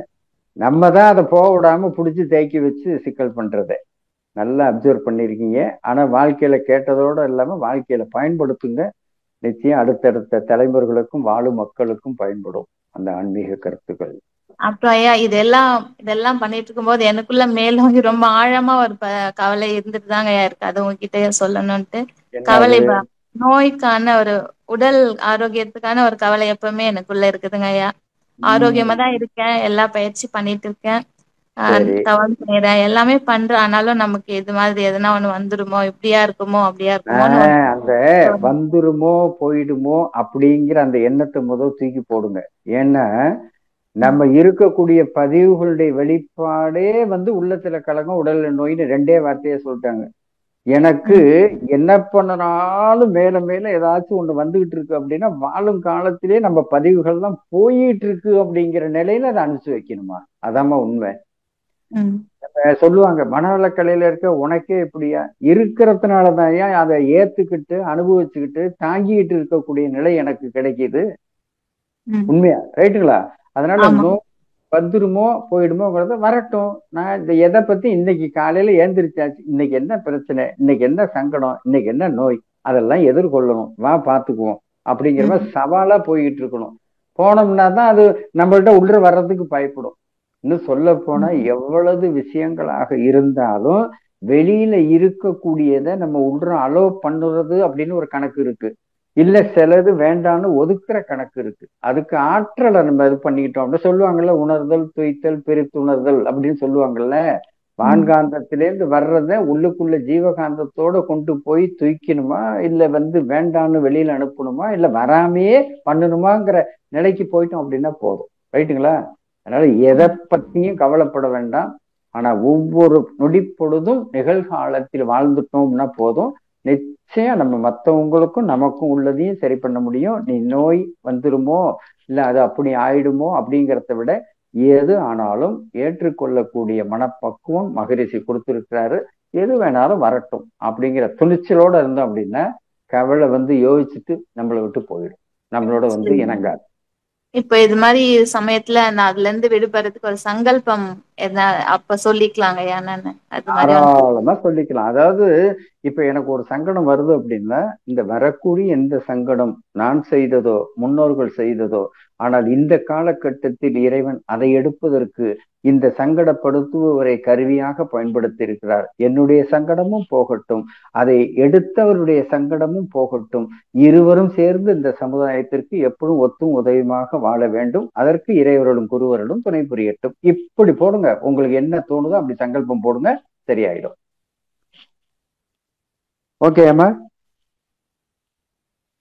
வாழ்க வளமுடன். நன்றி அம்மா, வாழ்க வளமுடன். அடுத்ததாக அருள்நிதி இந்திராணி அம்மா அவர்கள், மூத்த பேராசிரியர், 83 வயசு அம்மா. வாழ்க வளமுடன் அம்மா. வாழ்க வளமுடன், வாழ்க வளமுடன். பேசுங்கம்மா. வாழ்க வளமுடன் ஐயா. வாழ்க வளமுடன். நல்ல அனுபவங்கள் நிறைய இருக்கும். பல இதை அனுபவிச்சு இருப்பீங்க. அடுத்த அனுபவபூர்வமா கொடுக்கக்கூடிய நிலையும் இருக்கும். கேள்வியா கேட்டாலும் சரி, இல்ல உங்களுக்கு தெரிஞ்சதை சொன்னாலும் நாங்களும் ஏத்துக்கிறோம். வாழ்க வளமுடன் ஐயா. அந்த அளவுக்கு நான் பெரிய ஆள் இல்லை. பெரிய ஆளு கிடையாது. எனக்கு ஒரே நிம்மதி, ஒரே சந்தோஷம் என்னன்னா, அடிக்கடி என்னால மகிழ்ச்சியை பார்க்க முடிஞ்சு. ஆழியாருக்கு அட்டன் பண்ணி ஒரு 4-5 தடவை ஆசிரியர் பயிற்சி அட்டன் பண்ணி அவரோட மௌனம் இருந்த அந்த பழைய நினைவுகள்ல நானு என்னை எனர்ஜெட்டிக்கா வச்சுக்கிறேன். அது போதும். அது எல்லாத்துக்கும் கிடைக்குமா அந்த வாய்ப்பு? அந்த பழச அசை போட்டாலே போதும், நினைச்சாலே உயிர் கலப்பு கிடைச்சிரும். அவ்வளவுதான். நல்ல விஷயங்கள் அனுபவிச்சிருக்கோம். அப்புறம் என்ன, அதுதான் நம்மளுடைய வாழ்க்கையை அப்படியே கடத்திட்டு போகுது. நீங்க சொன்னப்ப நான் நினைச்சுட்டேன், எவ்வளவு பெரிய கவலைகள், எவ்வளவு பெரிய கஷ்டங்கள் எல்லாம் வந்தது ஐயா. ஆனா நான் அவர்கிட்ட கொடுத்துருவேன். அவ்வளவுதான். எது வேணாலும் கடவுளோ குருவோ சரண்டர் ஆயிட்டா போயிடுமா, வேலையே முடிஞ்சு போச்சு. இதை நிறைய வின் பண்ணிருக்கேன். ஆமா ஆமா, நிறைய வின் பண்ணிருக்கேன், இல்லைன்னு சொல்லவே முடியாது. அப்பப்ப அந்த கவலைகள் வந்தாலும் கூட ஐயாவுக்கு சமர்ப்பணம் பண்ணிடுவேன். இதுல இருந்து என்ன வெளியேத்துங்க அப்படின்னு சொல்லுவேன். ஆனா சொல்ல முடியாத கஷ்டங்கள்லாம் நான் அனுபவிச்சுட்டேன் ஐயா. இது ஏன் இதெல்லாம் கொடுத்தாருன்னு இப்ப நீங்க பேசும்போது நான் நினைச்சு பாக்குறேன். நான் அதுக்கெல்லாம் எந்த மாதிரி நினைவு தெரிஞ்சு எதுவும் செய்யலையே. அதாவதுமா, இப்ப நம்ம நடக்கிற கஷ்டங்கள் எல்லாத்துக்கும் இல்ல நம்ம அடுத்தவங்களை கஷ்டப்படுத்தணுமா அப்படிங்கிறதுக்கெல்லாம் எல்லாமே நம்மளுடைய பதிவுகள்லாம் கணக்கு கிடையாது. முன்னோர்களுடைய வாழ்க்கை நமக்கு தெரியுமா? உட்காந்து யோசிச்சு பாருங்க. 7 தலைமுறை அப்படிங்கிறான். நீங்க அப்பா அம்மா, தாத்தா பாட்டி, பாட்டன் பாட்டி, பூட்டன் பூட்டி, செயன் செயல், பரம்பரை, இப்படின்னு பல கணக்கு இருக்கு. இதுல எந்த கணக்கோ அந்த கணக்கை நம்ம அனுபவிக்கணும்னு கொடுத்துருக்கிறான். ரைட்டுங்களா? அது நம்மளால முடியுங்கிறதுனாலதான் அந்த பதிவு நம்மள்ட்ட இருக்கு. நமக்கு அதை முடியறதுக்கும் தாங்கிக்கிறதுக்கும் நம்ம குரு இருக்காரு.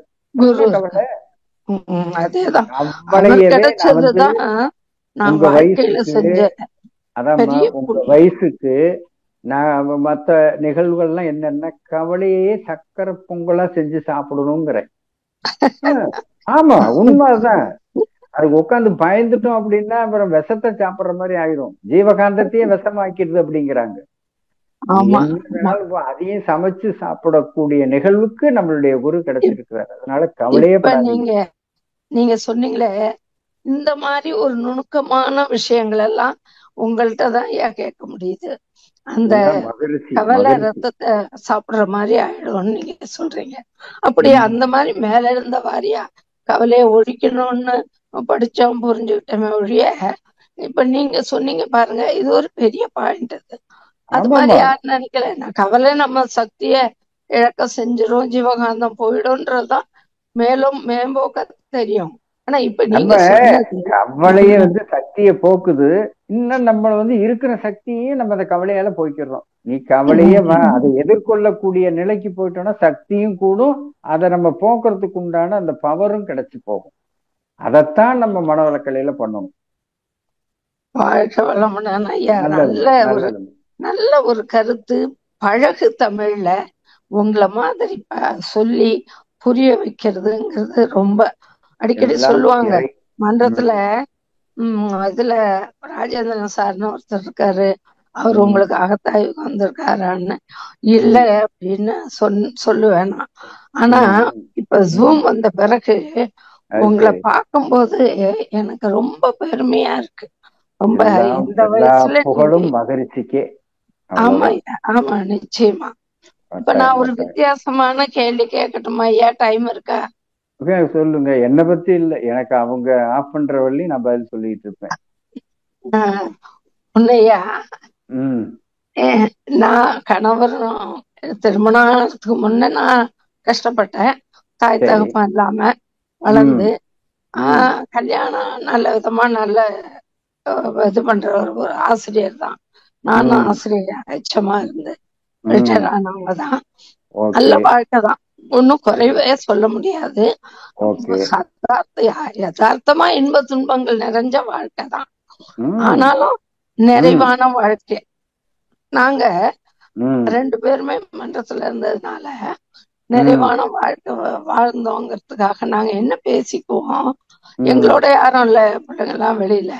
அதனால நாம எல்லாம் அனுபவிச்சுட்டோம். இனிமே நம்ம ஒண்ணு இறைநிலை அடையணும், நம்ம 2 பேரும் ஒன்னா போயிடுவோம் அப்படின்னு நான் சொல்லுவேன்.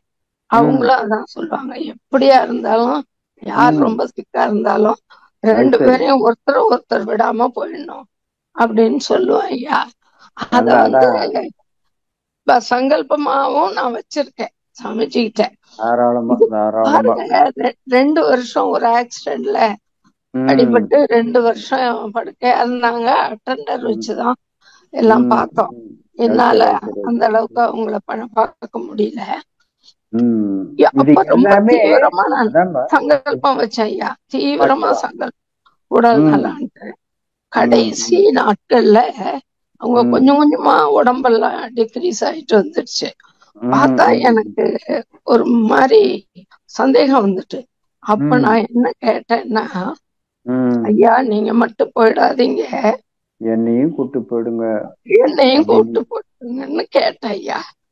கேட்டுட்டு அப்புறம் சொன்னேன், இவங்க படுற கஷ்டம் எனக்கு பார்க்க முடியல. எவ்வளவு நல்லவரோ அவ்வளவு நல்லவர். அதாவதுமா எனக்கு மட்டும் இல்ல, எல்லாருக்கும் நல்லவர். கலங்க கூடாது. இந்த பிரிவிலே எல்லாருக்கும் நல்லது செய்யணும்னு ஒரு கணக்கு, இந்த பிறவியிலே முன்னோர்களுடைய வினைப்பதையும் அனுபவிச்சு போகணுங்கிற கணக்கும் இருக்கு. இந்த 2ஐயும் ஒரு சேர அவங்க அழகா பண்ணிருக்காங்க. அதனால எதை நினைச்சு வருத்தப்பட வேண்டியது இல்லை, எல்லாமே இறைவனுடைய ஏத்துக்கிறோம். பாத்தீங்களா? அப்போ நான் ஒண்ணு கடைசியா சங்கல்பம் வச்சேன் ஐயா, கஷ்டப்படாம ரொம்ப ஒரு மாதிரி படுக்கையில எல்லாம் ஆகி அசிங்கம் ஆகி மற்றவங்க முகத்து குளிக்கிற மாதிரி போக கூடாதுன்னு வேண்டி 1 வாரம் கூட ஆகலையா. நான் அதை நான் சங்கல்பமா வச்சுட்டு இருந்தேன். பாருங்க, அதே மாதிரி தூங்கின மாதிரியே டாக்டர்ஸ் எல்லாம் கூடி இருக்கையிலே வீட்டுல அப்படியே இதாயிட்டாங்க ஐயா. அது மட்டும் இவ்வளவு நாள் நான் கேட்டேனே, நீல ஆயுள் நிறை செல்வம்னு, அதெல்லாம் கிடைக்கல. ஆனா கஷ்டப்படாம போயிடணும்னு சொன்ன உடனே, அதாவது எந்த கட்டத்துல கருமையத்திலேருந்து என்ன உதிக்குதுங்கிறது நம்ம செஞ்ச புண்ணிய பலாபலன் இருக்கு பாத்தீங்களா, அதை ஒட்டி அப்பதான் வரும். இப்ப அந்த வார்த்தை முன்னாடியே வள்ளியே, அருட்பேராற்றல் கருணைனா உடல் நலம் நிறை செல்வம் அப்படின்னு தான் வேண்டிட்டு இருந்தோம்.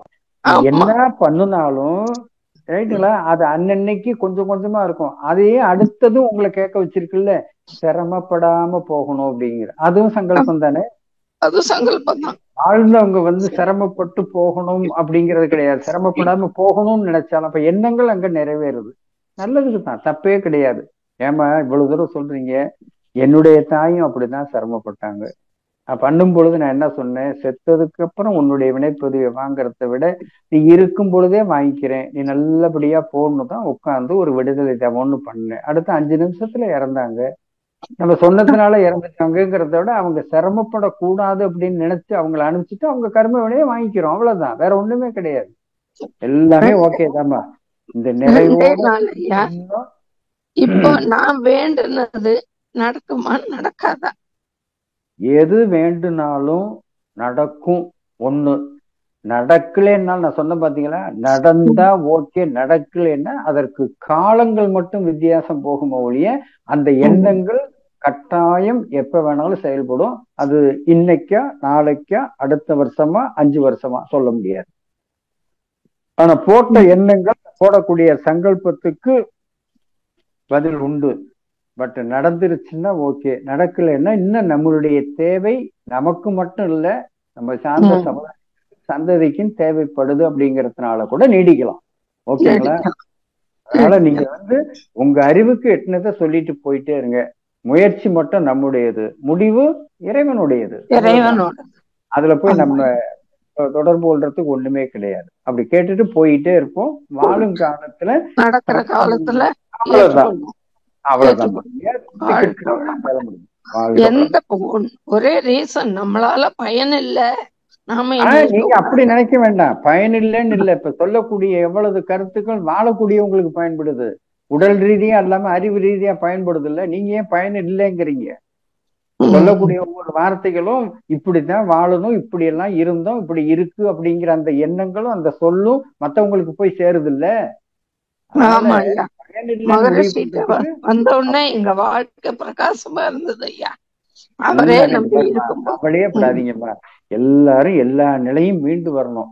நாணயத்தின் 2 பக்கம் மாதிரி எல்லாமே சந்தோஷமா இருந்துட்டா நம்ம சில விஷயங்களை செய்ய முடியாது. இது அது மாறி வர்றதுனாலதான் நம்ம பக்குவமா போயிட்டு இருக்கோம். அது மத்தவங்களுக்கும் பயன்படுத்தும். ரைட்டுங்களா? நல்ல சந்தோஷமா ஆரோக்கியமா துணை புரியட்டும். வாழ்க வளமுடன். நன்றி ஐயா. நன்றிமா. நன்றி இந்திராணி அம்மா. வாழ்க வளமுடன். வாழ்க வளமுடன். அடுத்ததாக மாலத்தி அம்மா. நேரம் கருதி அன்பர்கள் கேள்விகளை சுருக்கமாக கேட்கும்படி அன்போடு கேட்டுக்கொள்கிறோம். 1 மணிக்கு முடிக்கணும். சோ மாலத்தி அம்மாவோட நிறைவு பண்ணிக்கலாம். ஐயாவோட நம்பர் சாட் பாக்ஸ்ல போட்டிருக்கோம். சோ நீங்க கேள்விகளை குறிச்சு வச்சுக்கிட்டு ஐயா ஃப்ரீயா இருக்கிறப்போ கேட்டு தெளிவு பெருக்குமாறு அன்போடு கேட்டுக்கொள்கிறோம். வாழ்க வளமுடன். மாலத்தி அம்மா நீங்க பேசலாங்கம்மா. ஐயா வாழ்க வளமுடன். ஐயா வாழ்க வளமுடன். சொல்லுங்கம்மா. இப்ப எங்க வீட்டுக்காரங்க இறந்து 5 வருஷம் ஆச்சுங்க ஐயா. அவங்க ஒரு இடம் வாங்கி போட்டிருந்தாங்க ஐயா. அது அப்பயே வித்திருந்தா அந்த காசு இதுக்குள்ள காலி ஆயிருக்குங்க ஐயா. அடுத்து பொம்பளை பிள்ளைங்க பெண் குழந்தைகளை வச்சிருக்காங்க, அவங்களுக்கு ஒரு காரியத்துக்கு ஆகும் அப்படின்னு சொல்லிட்டு நினைச்சு நான் என் மனசை தேத்திக்கிட்டு இருக்கிறேங்க ஐயா. அது முடிவு எப்படிங்க ஐயா? நீங்க எடுத்த முடிவு தான் சரியான முடிவு. அதாவது அந்த இடம் இருக்கு, காசு ஆக்கிட்டோம் அப்படின்னாக்க எப்படி வேணாலும் செலவாகும். ரைட்டுங்களா? ஆனா அதனுடைய வாழ்க்கைக்கு அப்படிங்கும் பொழுது அது சரியான நேரத்திற்கு சரியான முடிவாக சரியாகவே சேரும். நீங்க எடுத்த முடிவு 100க்கு 100 உண்மை. 100க்கு 100 உண்மைதானங்க தாங்கய்யா. ஆனாலும் 5 வருஷம் ஆச்சு, இன்னும் முடியல. இனிமேலாவது நான் குருகிட்ட வேண்டிக்கிட்டே இருக்குங்க ஐயா, முடிச்சு கொடுக்கணும்னு சொல்லிட்டு. அது உங்களுடைய கோரிக்கையை வச்சிருங்க. ஆனா அது எப்படி பயன்படணும், ஆனா நம்ம முயற்சியை பண்ணிக்கிட்டே இருக்கணும். நீங்க அதை பண்ணணுங்கிற முடிவு பண்ணிட்டீங்கன்னா அதை தொடர்ச்சியா பண்ணுங்க. முடிவு சரியான நேரத்துல உங்களுக்கு தேவையான பொருத்தமான ஒரு நிலைக்கு அது சரியா போய் அமையுமா? அப்படி வரும்லங்க ஐயா? கட்டாயம் வரும், கட்டாயம் வரும். ஆனா உங்களுடைய சங்கல்பம் அதாவது முரண்பாடா இல்லாம நீங்க ஒண்ணு பண்ணுங்க. அதை நீங்க விக்கணும்னு முடிவு பண்ணிட்டீங்கல்ல? ஆமாங்க ஐயா. அப்ப வித்துட்டு பணத்தை கையில வாங்கி எதற்காக பண்ணணுமோ அந்த செயல்பாடை செய்யற மாதிரி சங்கல்பத்தை போட்டு அந்த செயல் செய்யற மாதிரி ஒரு நிகழ்வை நீங்க பண்ணுங்க. அதற்கு உண்டான சூழ்நிலை வந்துடும். அதாவது 3 பொம்பளை பிள்ளைகளுக்கு தேவைப்படுதுங்க ஐயா. அதாம விக்கணும் அப்படின்னு வேண்டதை விட அது வித்தாச்சு, அந்த பணம் வந்துருச்சு, பிள்ளைகளை கூப்பிட்டு அவங்க உங்களுக்கு பேங்க்ல போட்டு அந்த பாஸ்புக்கை அந்த டெபாசிட் இதை கொடுக்கற மாதிரி நீங்க சங்கல்பம் போடுங்க. நடக்கிற மாதிரி நினைங்க. பிரபஞ்சத்துல அந்த சூழ்நிலை உங்களுக்கு வளர்த்து கொடுக்கும். சரிங்க ஐயா, ரொம்ப நன்றிங்க ஐயா. வாழ்க வளமுடன் ஐயா. ஐயா வாழ்க வளமுடன். நன்றிமா, நன்றிமா. வாழ்க வளமுடன். மிக்க நன்றிகள் ஐயா. வாழ்க வளமுடன் ஐயா. ஐயா நிறைவு பண்ணிக்கலாங்களா?